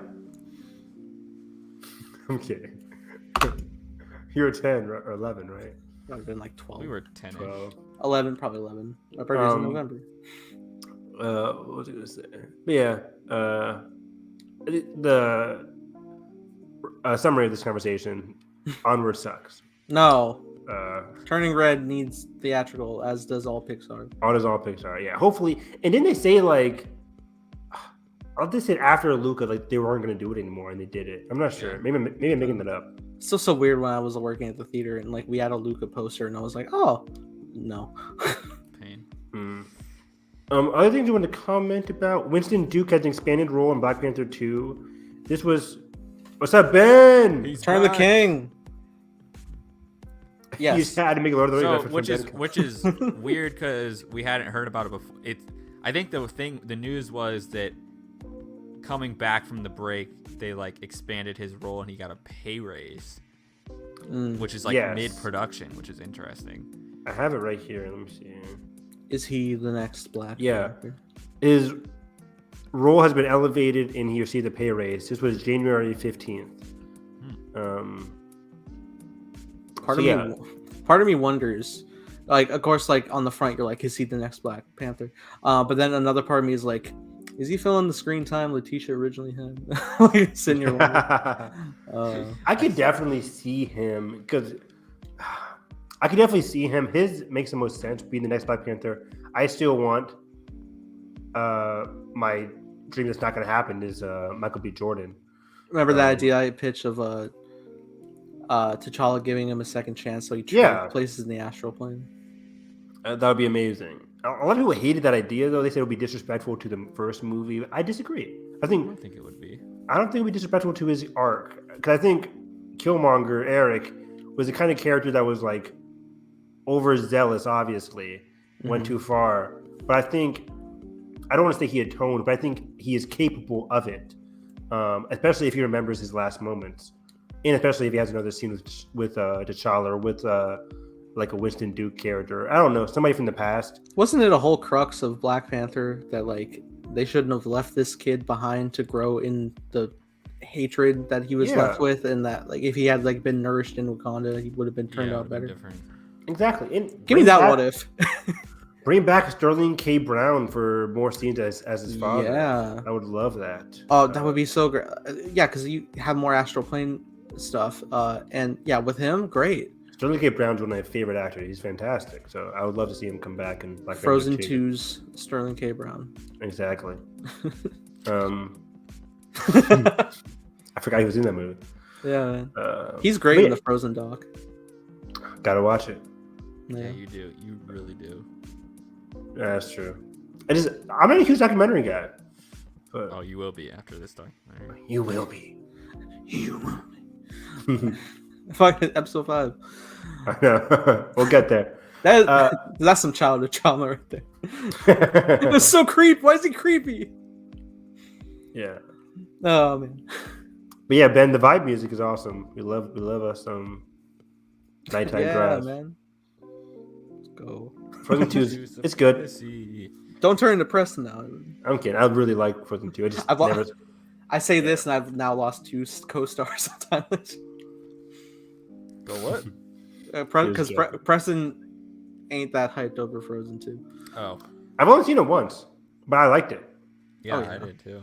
I think Frozen 1 is just more memorable, obviously, but Frozen 2 is not bad. But yeah, Winston Duke, I like that his role is elevated. I figured a lot of the characters from the first movie are going to have elevated roles. Have we heard anything about Lupita's role? Not at all. Lupita or Denai.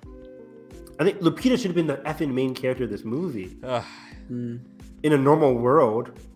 I don't care if Letitia is his sister. Lupita's the better actress. Sorry. And makes the most sense. Like, she was closest to him outside of the family, of course. And I think she would have been in great Black Panther. And Letitia can stay as like the sidekick person. Or she can just leave the franchise. Tech support, let's go. Oh, did we ever talk about the lost of it all, Evangeline Lilly? We have not. She can F off, right? I'm so disappointed. I'm so tired of these. What the fuck? You're in a Marvel franchise. You're gonna act like an idiot. Fucking idiots. Like, I saw a tweet that was great. It was just like it's amazing how ballsy these actors are getting on like these anti-vax stands when like Feige can just flip a switch with the multiverse at any moment and replace you. Then you're out of here. Which just makes them look even more stupid. Yeah. I mean, granted, they probably don't follow the shit, but it's like, dude, even we have a button we can press. We had what's his name? Guy from who used to be Rhodey. He was out. Oh yeah, fucking. I'm so sorry. Terrence Howard is a great actor. Love Terrence Howard. Yeah, he's out. Yeah. Edward Norton out. Like, we don't need the multiverse. If you want to be out, you can go. Nothing's stopping you. This is movie. People not forgive, but they can forget and they don't care. That's what we were saying. Yeah, I really think it could work. Thank you, Fear and Loathing. Thank you. Do you know who that is, by the way, Nathan? Not specifically who they are, but I know they pop up a few times. Great commenter. Cool. But yeah, thank you for being consistent. I totally agree. He could be brought back to life by T'Challa. Nobody would care. Nobody would care. People love him more, especially because there's like that literal international sense of grieving with it. It would make sense that they incorporate that into the actual arc of the movie and not just not do anything. You know what I mean? Like it's the same thing with the Last Jedi, or not Last Jedi, the other one. When I'm sorry, Cross. I'm kidding. I'm kidding. But like Ben, people were like after the movie because I was still in mourning. People were like, well, the audience, just like you like him coming back, the audience probably wouldn't have accepted it. I'm like, that's ridiculous. People were ready to accept it. They just didn't go the extra mile. Now we got people don't care. I'm blocking them. But like people don't care if it's done well or if it's in a movie. Like if Ben comes back, Tross would have had the same rating. It's not like I don't know. That's just homie redemption in America cinemas. But I mean, he basically was back for a moment. Killmonger? No, Ben. Ben? Was he? What? In what sense of back? Like back to life or to just life? Back to the Evanescence. Back to life. Did they bring up the new comment? Yes. Yes. Hell yes. I'm so glad. Oh wow. The Matrix. Hey. I'll go watch some of your Matrix videos. Yeah, dude. For real. Did you end up liking Matrix? I don't know if you said. Matrix. What's it called? Resurrection. That's a bop. What were we talking about? Yeah, Winston Duke, Evangeline Lilly. But yeah, with all this Letitia Wright stuff, like Letitia Wright, she most likely gone after Black Panther 2. You think so? I think so. Because it's like, I don't know if they're going to make Black Panther 3 so soon. No. I think they wanted to do a trilogy, and I think this movie is in honor of Chadwick. And some people are even still pissed that this movie is even happening. Peace out, Josh. Peace. Good time. Peace, Josh. Catch you in discourse. Some people are still pissed Black Panther 2 is happening because they think it's like dishonorable, whatever. I'm still happy that it's happening. I mean, I have such a on record mentality of just being like, I consistently keep pitching the notion because we lose an actor, I don't think we have to lose them in universe. And there's ways around, but I feel like at this point it's gonna happen. Yeah. Fear and Loathing, love the movie. Awesome. Nice. Respect. We all loved the movie for the most part. Oh, maybe in What If? That'd be great. I always forget we're getting What If season 2. Yeah. This year? Supposed to. So, yeah. I'm assuming it will be like late summer, fall. It's that time of the week to predict Disney Plus shows again? I can't do it. Too many. I'm tired. Yeah. We're all just like, where's the She-Hulk here and the Miss Marvel there and the Mando here? And then like Josh gonna pop for pressing and be like, have you guys seen High School Musical, the musical, the series? I'm like, okay. I'm on record for only watching season 1 up to the finale and not watching the finale. The cool news they had, because like they're gonna be doing a lot of songs from Frozen, but they're going to like a location that's gonna include songs from Camp Rock. So they're just like incorporating a lot of Disney Channel movie stuff now. Camp Rock. That was the one with dude. I saw that announcement. That was Demi Lovato and the Jonas Brothers. I never saw that one. Me either. You never saw Camp Rock? Either of them, no. Was it after my time? It was almost after my time. I was just like, there's a like lot. 2000. No, wait. I saw Camp Rock. I didn't see the Lemonade. Wasn't there like a Lemonade Mouth? Lemonade Mouth. I didn't see that one. I saw Camp Rock. Okay. I think I've seen Camp Rock. That was like 2005 or something like that. Somewhere. Reverse the alert. Camp Rock was 2008. 2008. Okay. What about Camp Rock 2, The Final Jam? 2010. I remember the titles, not the movie. The Final Jam. I definitely didn't watch that one. I think I watched the first Camp Rock. Lemonade Mouth was 2011. I think fucking Corbin. I think also in High School Musical, I think the scoop was Corbin Blues returning as himself, an actor in the universe of the High School Musical. Yeah, movies. dude. So this is all gonna be in season 3 of the Disney Plus High School Wild. Musical I show. love He wants it. that paycheck. Where's my boy from the 13th year? Of course, Josh just left. And What he would've is been, 13th all over year? this. It's like this kid like he lost his mom at an early age, but it turns out his mom is a mermaid now. He's going through puberty where he's becoming a merman. Whoa! It's great. Wow. What just happened? Which also, if you want just like the Irish version of that, there's Luck of the Irish. I've He's seen becoming that a one, of leprechaun. course. Like the Irish is a classic, but 13th. It sounds familiar, but also doesn't sound familiar. It's great. Was that around the same time as Luck of the Irish? Yeah, I think it was around the same time, like that era with like Smart House and everything. Smart House, great. Oh yeah, That's one with the evil mom, right? Or the evil house, or the evil house trying to be the mom. yeah. I completely agree. Yeah, like That's like, a big thing. I with think, My Marvel. biblical I think banger. Eternals is solid for me. But like as like a concept, I love the concept of Eternals. Because same thing, I would put Shang-Chi in that too, where it's very much a standalone Marvel movie with that postcard. Did we get a new mod? Mod him up. Just speaking Russian. we gotta go through the trial period. Hold on a second. Ben's got to interview him. Ben's the general manager. Ben's like, have you seen Lord of the Rings? Shadow Man. Are you gonna watch the Lord of the Rings show? Yeah, we all will. But I'll probably do reactions for sure. It'll be my Witcher. Dude, that's gonna be insane because apparently the first couple episodes are rumored to be like 3 hours or something. Oh, okay. you gotta be kidding me! That's amazing. I'm out.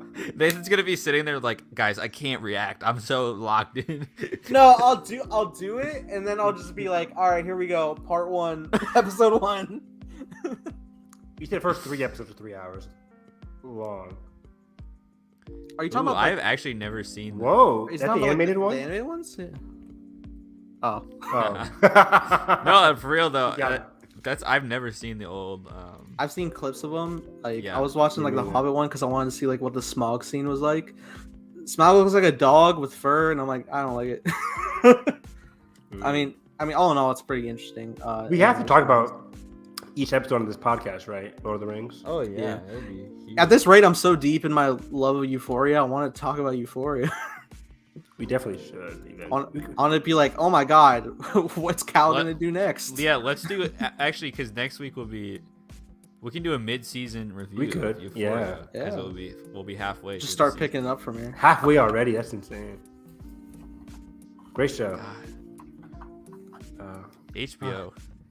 Don't miss. Oh, and we'll have It's our Last of so- Us reviews will be good too. To have Yeah. those. Mm-hmm. Man, it's so funny that like I don't watch the preview for the next Euphoria, and then just that's what's floating around on Twitter, and like, damn it. But also, oh Yeah, you can't. I know you can't escape it. So I The just watch preview it is immediately. the house party. yeah, I'm like, fuck it, Maddie and Cassie gonna fight? What I know. happened? I see her like coming down the stairs, like out of focus. I'm like, oh shit. That was in that first trailer for Euphoria season 2. We saw Yeah. that outfit. Yeah, Now we know the context. We're like, oof. damn it, Yeah.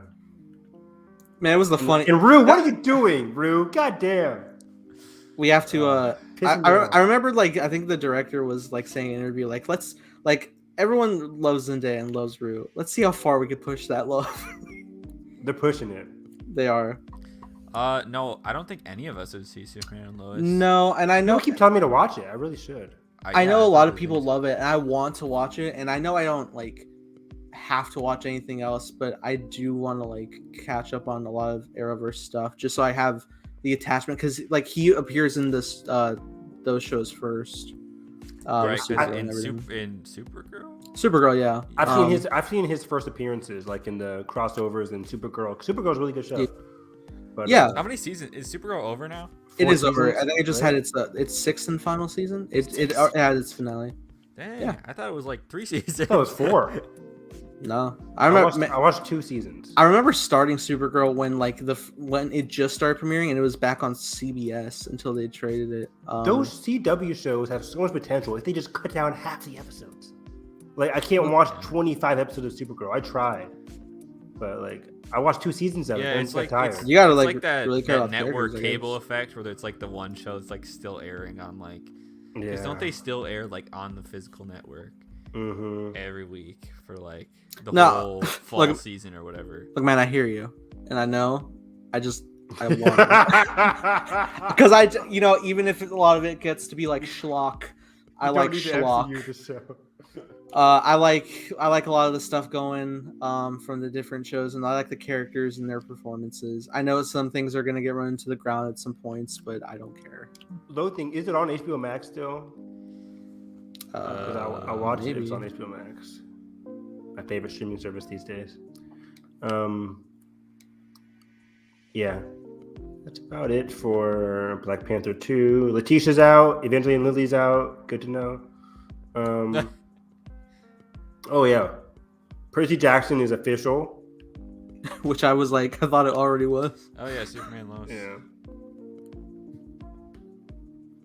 Yeah, Percy Jackson's official, which is great. I think this is a series that I want to get all the books. Like I cannot live a life where we get Lightning Thief season 1, right? And then it just do not get ends. The second book adapted. Like, give me every book. I want to grow up with these characters. I cannot wait to see the cast. I believe they will. I believe it could be successful enough that they'll do the future books too. Is this the Game of Thrones of Disney Plus?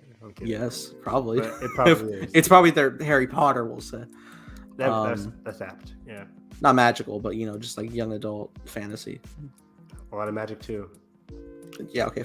How did gods work? Well, it's so fascinating with the series. Like in the sequels books, the Heroes of Olympus, like they're fighting titans. I'm like, how do you fight big giants? Like I want to see that.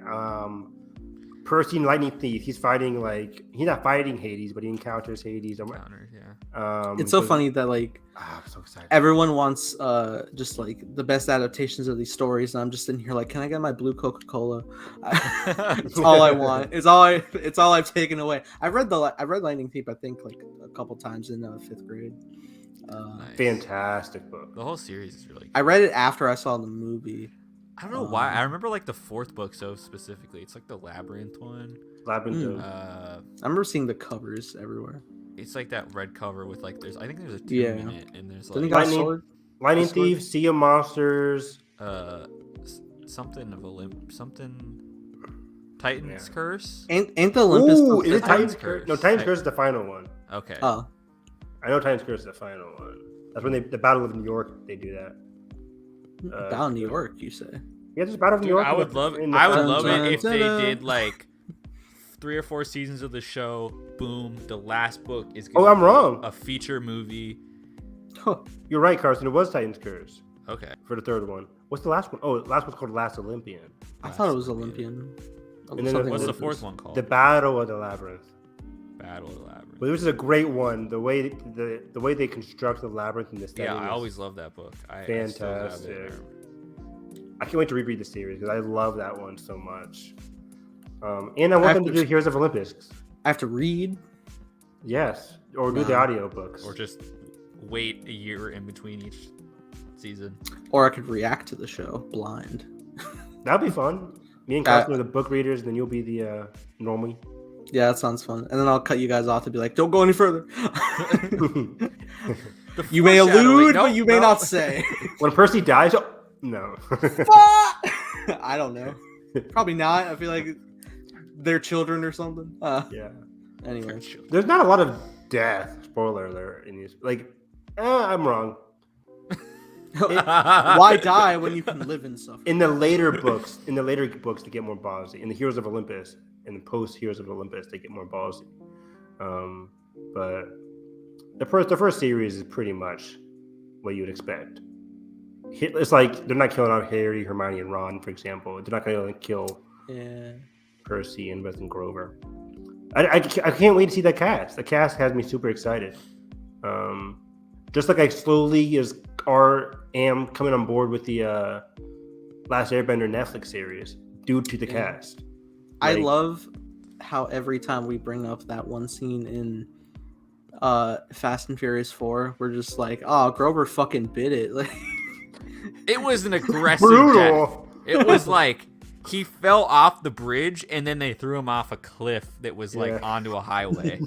Like it was like he kept falling and rolling. What's the actor's actual name? Is it Brandon T. Jackson? Sure. It sounds familiar. Yeah. Poor guy. The whole time we're just like Grover. Grover That was a good race scene too. It was. Yeah. What else did we discuss? Oh, Snow White. This is interesting. Snow White is using magical creatures instead of 7 dwarves. And I want to talk about this because people were going off for some reason, because it's the internet, about Peter Dinklage's comments. I'm like, why do you feel the need to comment about his comments? Right. That's the way he feels. Yeah, and like if anybody's gonna speak on it, it's someone who lives the portrayal that has to deal with all these things, and then to be like, oh, he's jealous that he's in it, he's not in the Disney movie. I'm like, bro, he's doing fine. He's fine. I'm pretty sure he had all of Game of Thrones. Yeah, it's just ridiculous. He's a phenomenal actor. He's a phenomenal person. I love that he spoke out about it, because it's something that I didn't think about, but I respect his comments, and I respect that Disney changed it. Use magical creatures. I don't care. It's a live action remake. If you still want your magical drawers, watch the original. Yeah, you know, it was a great shakeup of the original source material was Cruella. Exactly, Cruella was Aladdin. I know me and Nathan love Aladdin. Aladdin is, it's pretty like centered focus on its story, but the uniqueness about the live action Aladdin. It's not point to point animated movie. It takes some liberties, which I actually liked. Like Jasmine is way better, I think here. Giant bird. Carson, you've seen Aladdin, right? Nope. Oh wow. Oh, the Guy Ritchie Aladdin. No, I have not seen the Guy Ritchie Aladdin. That's what we're raving about. I know. Whenever you guys say Aladdin now, I assume that we're talking about the 2019 version. The $1 billion movie, and then my man can't get a cast. Yeah, I know. I'm pissed. Oh, he's doing a Netflix movie that's like #1 on Netflix. Oh, really? Let's go. The rom-com with the one girl. Anyways, I'll watch it. You're just saying that for camera. No, I like. Wow. I'm just kidding. I like rom-coms. I'm a huge rom-com guy. Did you see that? Or have you guys seen there's like this new Korean zombie show? I'm watching that on Monday. That popped up I launched Netflix and it popped up. I was like, hello? I thought it was a movie and I was planning on watching it, and then I saw it was a series. I was like, oh, okay. That's on my brother and I, we're watching that on Monday once we catch up on everything. Yeah. I still haven't seen Squid Game. You got to. It's great. I know. I wanted to react to it. Because I'm sure there'll be points where I'm like, what? Bring up No Way Home's, and I don't know. Wow. Fear and Loathing's comment here. Oh, yes. There we go. No one knows about this movie before you said something about it. This is what was said. It's finest. There was a complaint about the Hobbit drawers. It's all proper perspective, pun not intended. Yeah, exactly. People just started jumping on the bandwagon of I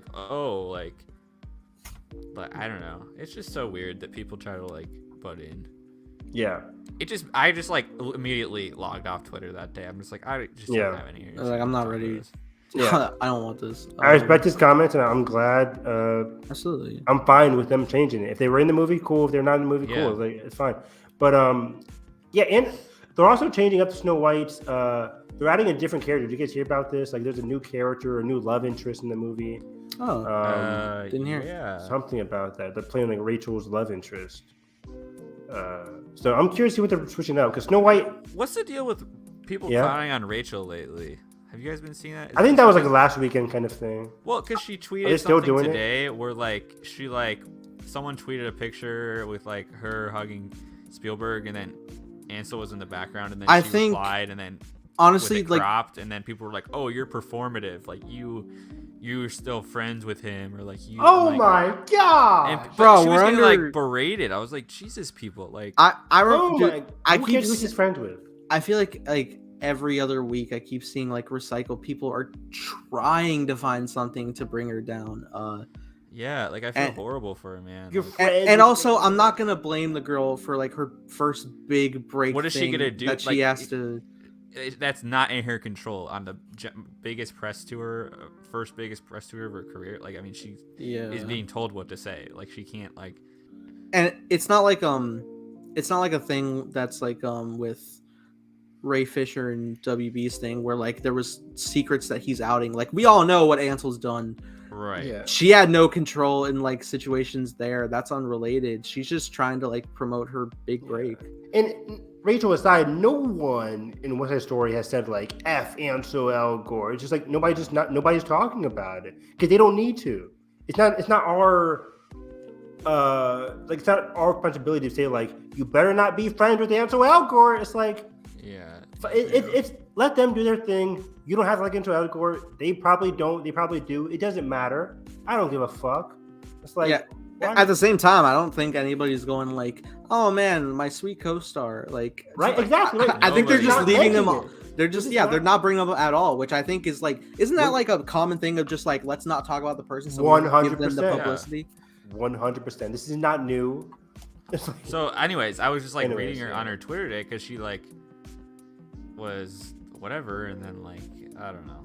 I was like, I didn't see that. Like Rachel's cool. I've been noticing that a lot since West Side Story came out. That, last week been trying to cancel her. I'm like, what is it? Like once a week something like this will happen. Last week she did some video people didn't like. I'm like, okay, whatever. I remember same thing was happening with the Simu after Shang-Chi. I was like, okay. Yeah. People always trying to find something. I still never even read up on that. It was just like. But remember, because people were like, "Oh, he was like, say something about Mark something Wahlberg to do with Reddit or Reddit." That was kind of goofy. His tweet about like essentially calling out Mark Wahlberg for like his bullshit. And then he's worked from. Man, guess what, guys? They're not gonna mention it. Yeah, she'll be in all the press conferences. There's this great thing. Have you guys seen like the Andrew catching people meme going on? There was one where like it was that scene of Mara jumping out of the plane in Aquaman in the desert, and Andrew's like, oh, and he was going out to like jump and catch her, and then it's fucking then Toby holding the glider like, don't do it. That's good. I just think they're both problematic at this point. Like it's been he said she said for 5 years at this point, and I'm like. Years. Like, I don't know who to believe, man. Like, they both... Shit will come up. Like, that's the thing. That's why she's not fired from this movie. Because it's still... He's in the court system, whatever. Yeah. It's still he said, she said. So they can't, like, whatever. They fired... Then you hear, like, fucked up phone calls from, like, both of them. And you're like, Jesus, like, I don't know who's... There's a lot of lore to this. It's bad. I can't keep track of it, nor do I care about it. Yeah. Exactly. It's like, okay. It's like, because then they fired him from Fantastic Beasts, but not Aquaman 2. It's like, honestly, I think the more disturbing thing right now is that we have this Flash movie coming out, and nobody has addressed the choke video of Ezra Miller. You guys see that? Really? You guys see that weird? Fan. No, this is what made me think of it. Yeah, and I'm like. The video the other day of like him just like publicly calling out the KKK. It's like, if you want to die, I'm like, oh, I mean, and then he's like, hey, I'm here for it. And then somebody tweeted out like, I think, what if the woman he chokes in was a KKK member? I was like, holy shit, the redemption arc. I should not be laughing about that, but. Yeah, it's like this has been an interesting. In conclusion, people are weird, man. I don't know. We don't know these people. We it's don't, too much that's what work. It comes down to, Carson. We don't know these people. I don't care. And I just don't. As a fan, I think it's healthy to keep just a distance from the people that you know and the people that you think you know, and the characters that you fall in love with. 100%. Because that's what it comes down to. Shit happens all the time. That you don't know about. Yeah, we know like 1% of what's going on in Hollywood. Remember people canceling Jake Gyllenhaal because Taylor Swift's song? I'm like, are you kidding me? Are you kidding me? Well, then she released the whole... They had a relationship like 10 years ago. Oh, God. This is awful. Yeah. She's like, get on video. This is awful. The fucked up thought process of like the relationship is thriving and they just like doing this for fun. Awesome. That is problematic in its own sense. I don't think that's the case. Wasn't the worst thing too? It was like this was like at the beginning of COVID, I'm pretty sure. And also he was just like on like a bar rampage. I think he was on a bar crawl. It was like he was like going from bar to bar, and then he was like someone approached him and then he got all mad. All I remember is one like big Johnny thing I remember was that like he was being difficult to work with on the last Pirates movie, like not really like showing up on time and stuff. And Ezra Miller? No, Johnny Depp for Pirates 5. Oh, sorry. I think I called Ezra. I think they go by they them. Sorry. Oh, sorry. They said they do, but they also are cool with like any like the okay. pronouns. Just wanted to clarify because I caught myself. Yeah, I heard that rumor too about Johnny in the last Pirates movie.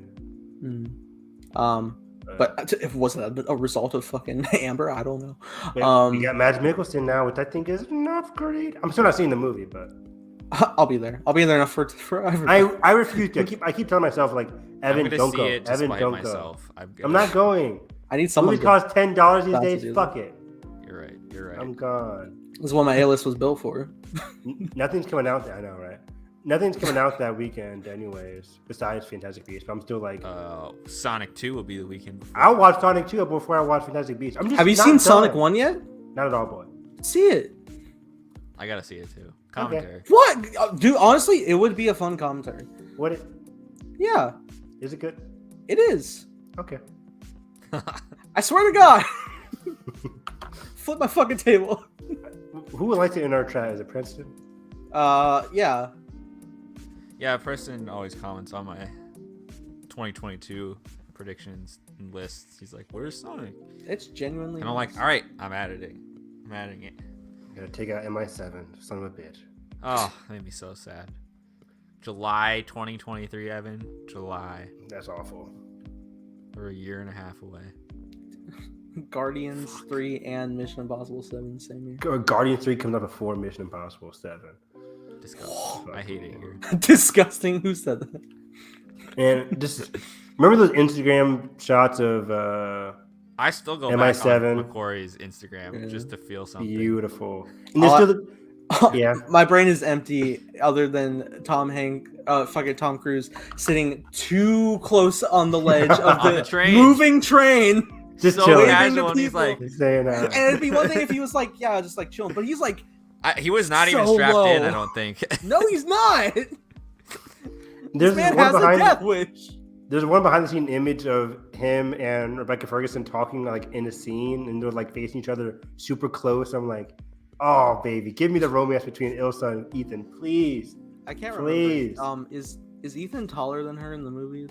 Are they platforming him? I don't remember. She looks up at him a lot, but I can't tell if it's Yeah. Rebecca's like a decently tall woman, right? Or am I wrong? Pretty sure. I think so. Well, that's the thing. Is like Tom is like I think like 5'7". Maybe they just have her take her shoes off for like the close.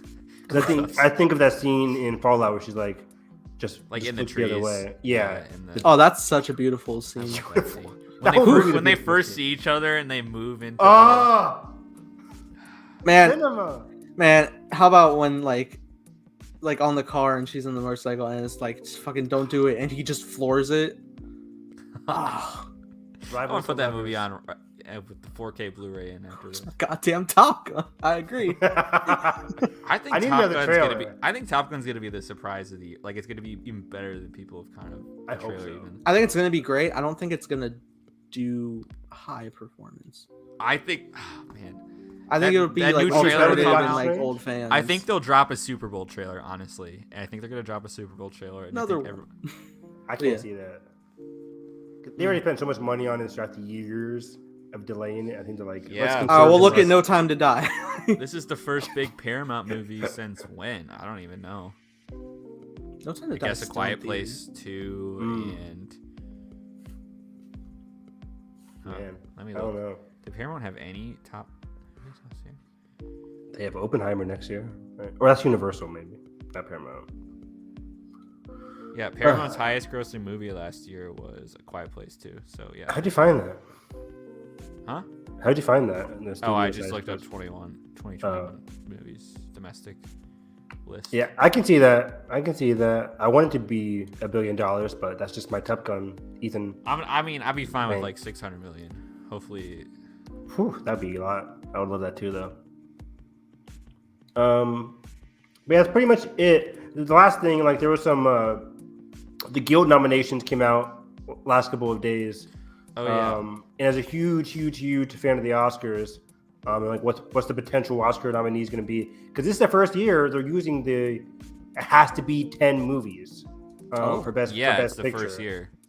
They're bringing that. So what is this? What is the stat with the DGA noms and the PGA noms that like they go on to? DGA is usually 4 for 5.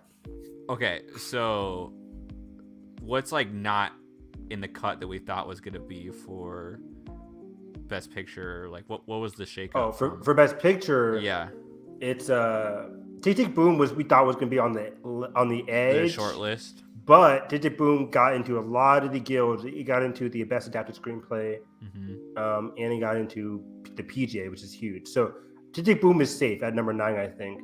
Number 10, though, we don't know if it's going to be Being the Ricardos or Drive My Car, basically, or House of Gucci. But I think Being the Ricardos is like solidly. I would love Drive My Car, 10. but no one's seen Drive My Car. I can't see it. It hasn't come to Cincinnati. And, it hasn't. Someone just doxed it. Yeah. Fear and Loathing. How could you? No, I'm kidding. They haven't come to Cincinnati. I'm pissed.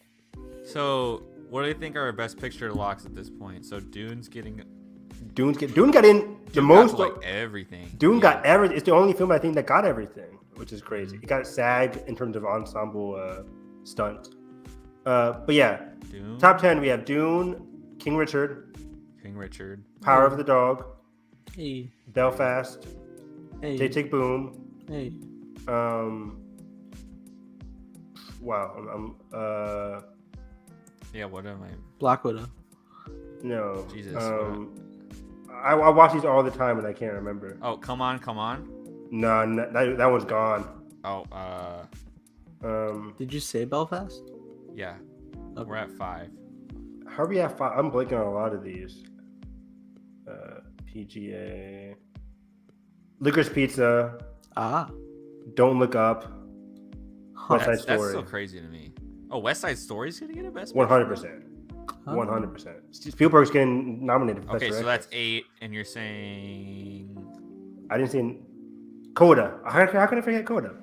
Oh, Coda's gonna get one. Coda's locked in, baby. It got in. It got in at PGA, which is great.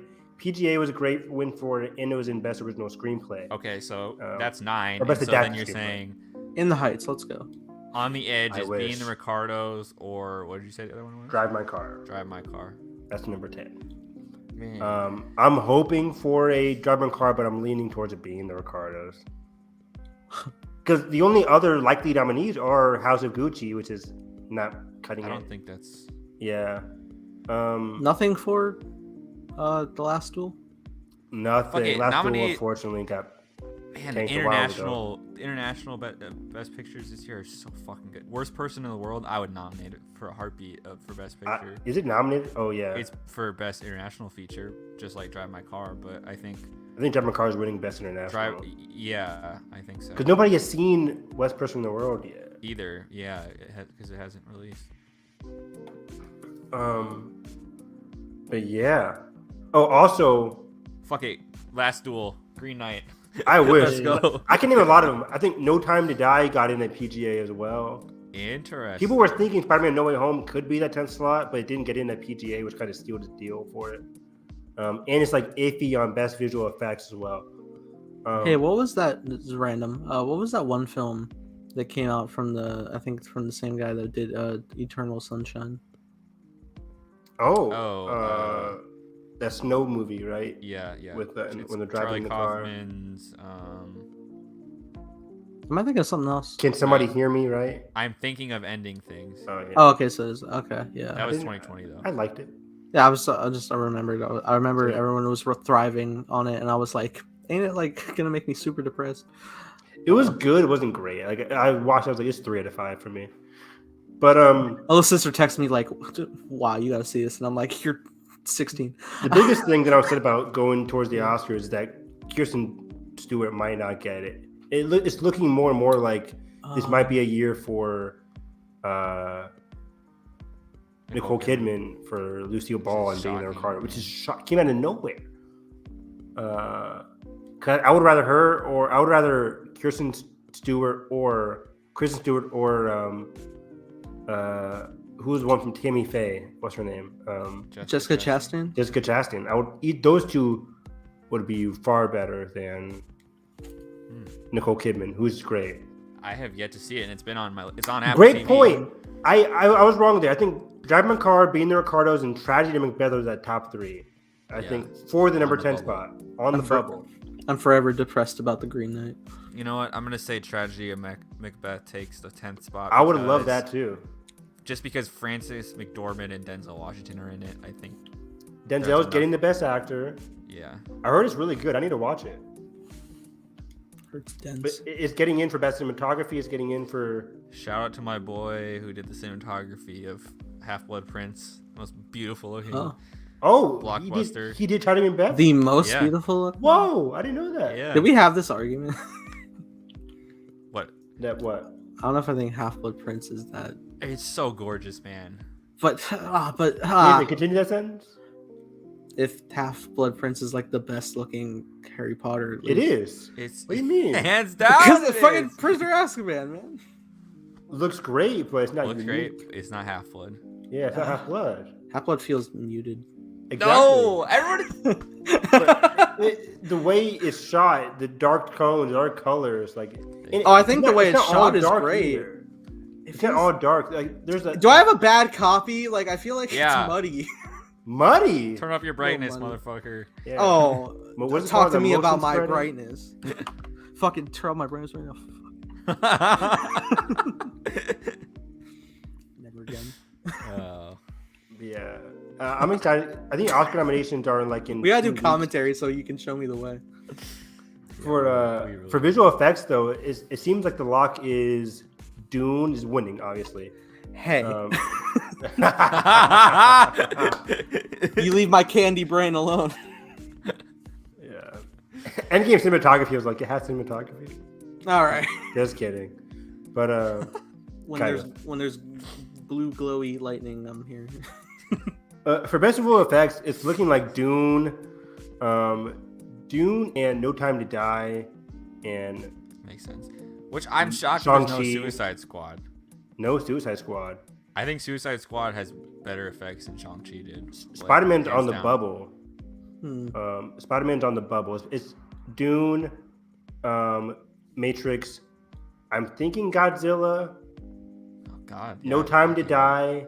The Godzilla vs Kong VFX are what's beautiful. That fifth one for VFX? Dune, Godzilla, No Time to Die, Matrix, and Shang-Chi. It'd be the only Marvel movie. 6, I think, is Spider-Man No Way Home, but I don't know if it beats out. I wouldn't be surprised if No Way Home gets in best visual effects. I just don't think it looked as good as Green Knight. Fuck the other ones. I would love that. I would love it too. I don't think No Way Home's going to take it because, I mean, a lot of people have talked about it being kind of not 100%, which I didn't they themselves put out multiple edited versions or something? I don't know. Yeah, but I mean, who's to say if that's what the Academy's judging off of? I just think No Way Home's visual effects. It's the third Spider-Man movie. As in, like the lower the budget, the more impressive. Has a better effects according to its budget. I think it should go. Yeah, I would go Dune. Dune 100% is winning everything technical. Like I do. I think a big thing in my review for Dune, I was saying, I was really impressed of how the VFX blend so seamlessly. Like when they're doing like that one like carrier that has like the fucking weather balloons to carry them off.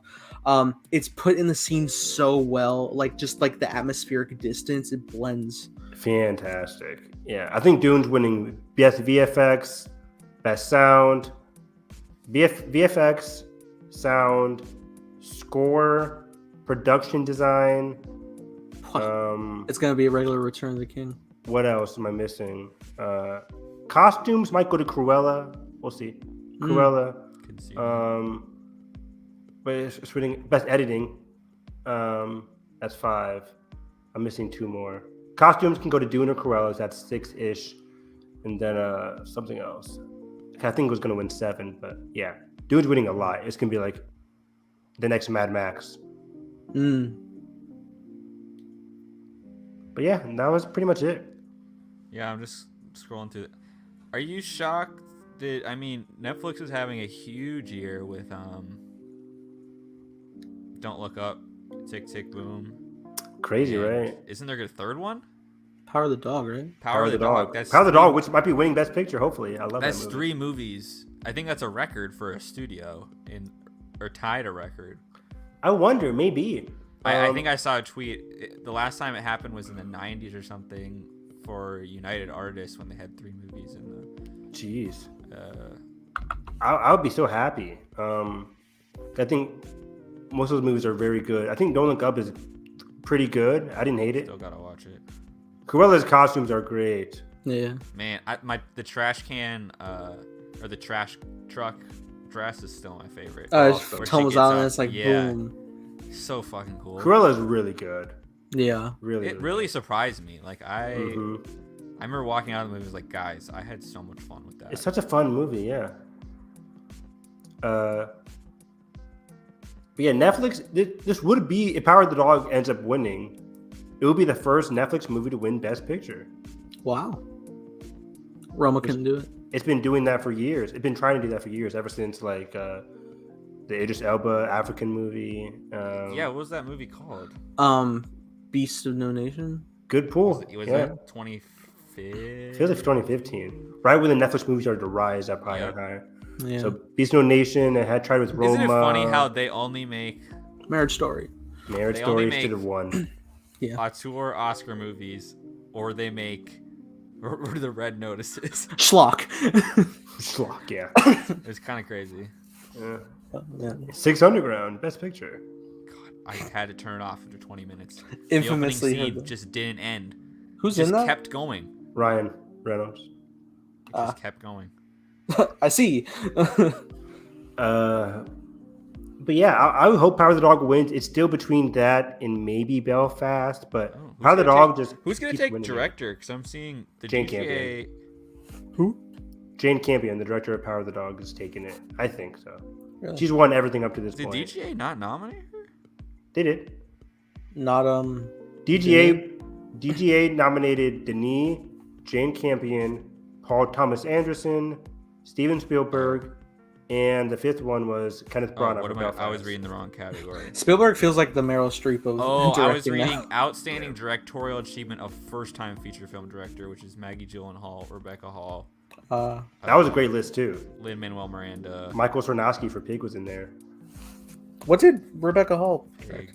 She directed The Night House. Oh, Emma Seligman What? from Shiva Baby. So she starred and directed? I think so, right? Am I wrong? Yeah, you're right. Oh, I need wow. to see The Night House because I love Resurrection.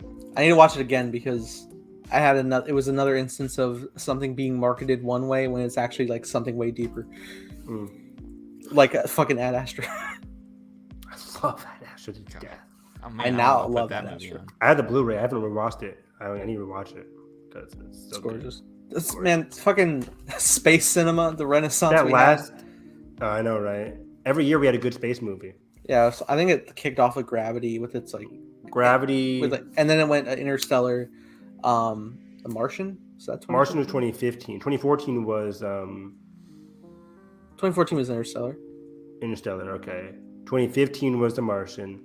Life. 26 Maybe. and Life I was think also there. there was a gap for a second. It's 2016. 2016 was Arrival, of course. Oh. First Man. 2017 was First Man. Yeah, and then Or 2018. I think it was 2019. No, 2018 was First Man. 2017 the Blade Runner. Blade Runner. Was that? Do you count that as space? Space cinema. I mean, that's sci-fi, but I mean, I'm Sci-fi. talking. I'm talking about like the where like we go into space and it just looks so damn real. Oh. I Um, was talking about sci-fi. oh. Space in 2018. That's why I was like The Martian and stuff. And then there was like First Man, Ad Astra. It was like. I was thinking of like every October they have a space. October, November they have Yeah. a space movie, sci-fi kind of movie. Oh yeah, good stuff. This year, what's the sci-fi movie coming out at the end of this year? Well, I guess I don't know. Thor. It's like mid year. No, hold on. Let me look at my list. There's always some kind of sci-fi movie in October and November, or It's December. always a bigger. Like fish. Dune was this. That was 2021. Yeah. It's not Moonfall. It might have to be. Is there no sci-fi movie at the end of this year? You'll find it. There's always something. Avatar. Is Avatar this year? I could count Avatar as the sci-fi movie of the year. Yeah. Probably. The sci-fi movie of the year. Yeah. Well, we do have David Cronenberg has a new movie coming out. Cronenberg, you said? Jeez. Who directed The Fly? Yeah. I mean, a deep dive into a not so distant future in which humankind is learning to adapt to its synthetic surroundings. Interesting. But that's not a space movie. Interesting. When's the Pattinson Bong Joon-ho movie? Next year. Oh, it's Yeah. 11.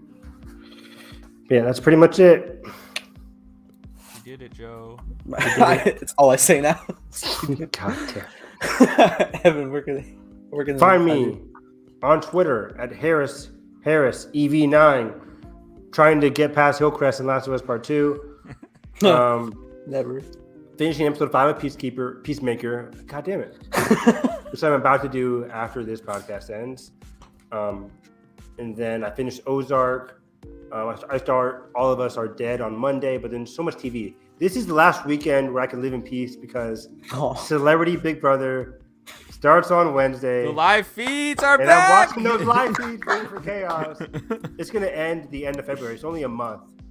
But my life is ruined during that whole Big Brother because I'm watching live feeds 24/7 as much as I can. Thanks for tuning in, man. Thanks for tuning in, Fear. Mr. Lowling to you. Mr. Anderson. But yeah, I'm watching a lot of TV this year. TV is crazy. There's so much TV. And it's only January. I'm like, fuck. And there's so much anime I need to catch up on too. So a lot. Oh, tomorrow is Attack on Titan. Last week's Fear is fine. Awesome. I say Fear. Mr. Fear. Last week's Attack on Titan was one of my favorite episodes in the entire series. And if they do this next episode right, this will also be up there because I love this moment in the manga so much. Jalen be retweeting shit, man. He's like, can't it be like, and it didn't have any tags in it. And I'm like, get this shit out of here. I don't want to see this, Jalen. I know it's a spoiler. Yeah, you gotta mute. Take Jalen off of retweets for sure. I tried. It doesn't work. Yeah, but yeah, I'm hyped. Anime is good. Sundays are great. I wake up to Demon Slayer. 2 hours later, I do Attack on Titan. 5 hours later, I get Euphoria. So everyone's going to church. Evan, nah. What's church? My students always ask me, "This is church, Mr. Harris?" I'm like, guys, I haven't gone to church in a decade. So I haven't gone to church in. Carson, where are they? I thought you were still counting. I was like, shit, this is getting interesting. I thought you guys would have picked up by now, and I was like, I gotta add more. Well, okay, Evan, have you? I'm done. Get me out of here. I'm sorry. Yeah, over on Twitter at the Film Carson. I'm actually seeing 2 final Sundance movies tomorrow. In person, because my city was selected for a satellite screening theater, which is pretty cool. It's like one of like 6 theaters in the nation selected. Pretty cool. Middle of Kansas. Who would have thought? Not me. Not me. But yeah, so I'll be doing that, and then Euphoria episode 4 tomorrow is going down. Is it 4 or 3? 4. Yeah. I feel like we're like another episode ahead. I think. I know it's weird. Mando and Peacemaker are screwing with me. Yeah, I know it's messing with. Yeah. And then next week, are we watching Solo, which, man, I think it's gonna be one of our funnest commentaries to date, because that movie I think is the most like effortless thing to put on in the Star Wars universe, where I can just put it on and I can just pop in and out. I can watch the whole thing. I can groove with it. I can do whatever with it. It's so fun. Yeah. It's been a while since I've watched Solo, so I can't wait to watch it. Underrated gem, even though it's been 3 years. But what a picture! But even so, tune in for that, and I'm sure there'll be more news dropping next week of random stuff. Who knows what will be happening in Hollywood? Too much to keep up. We're gonna do a show, and then there's gonna be a big trailer the next day. Probably. The next Top Gun trailer. I'll be there. Meanwhile, I still haven't seen the Bat and the Cat trailer. It's good. It's great. Watch it. I'm already in. It's right around the corner. That's it though for me. Hey. Oh, Ooh, dude. Yes. Nice. That'd be that'd honestly be such a fun thing to like watch with people for the first time. It would. But yeah, you can find me at _Nathan Ross or here on the channel, as well as I should be plugging this at _Time Blazer for my show. We're all in it with some more people. It's gonna be great. I just unveiled the main theatrical poster for it. Let's go. Where I straight up put like the tiny like thin text titles at the bottom. I was just having fun. But it's cool because it's like the first time I like made a poster for my own project where I put a locked-in cast list at the top. I'm like, is this real? And it's funny because like it's a very simple poster, but as I was mocking up, I was like, it's real. We're here. So that's been fun. I think I was inspired to make it on a whim out of like, there's such criticism for Marvel's floating head design on posters, but then we were like all like praising the smoke riddle floating head for the Batman on the total film cover, which looked good. So I was like, what could I do? Oh, I'll take the fucking logo. We're on the logo. And then the later season I'll shatter the logo. Shatter it, yeah. So it'll be fun. Make a nice box set. Too far ahead. But yeah, that's exciting. Still drawing. Just it's so much. You don't realize how much animating is. But yeah. Every single time. It's fun. We're all going to be recording some stuff. It's going to be great. So that being said, if you guys enjoyed our podcast, make sure to hit the like button, subscribe if not already, tune in for our Star Wars commentaries, as well as our Hyperspace Hype book Boba Fett reviews. Like I said, hope you have a great day. Catch you guys next time.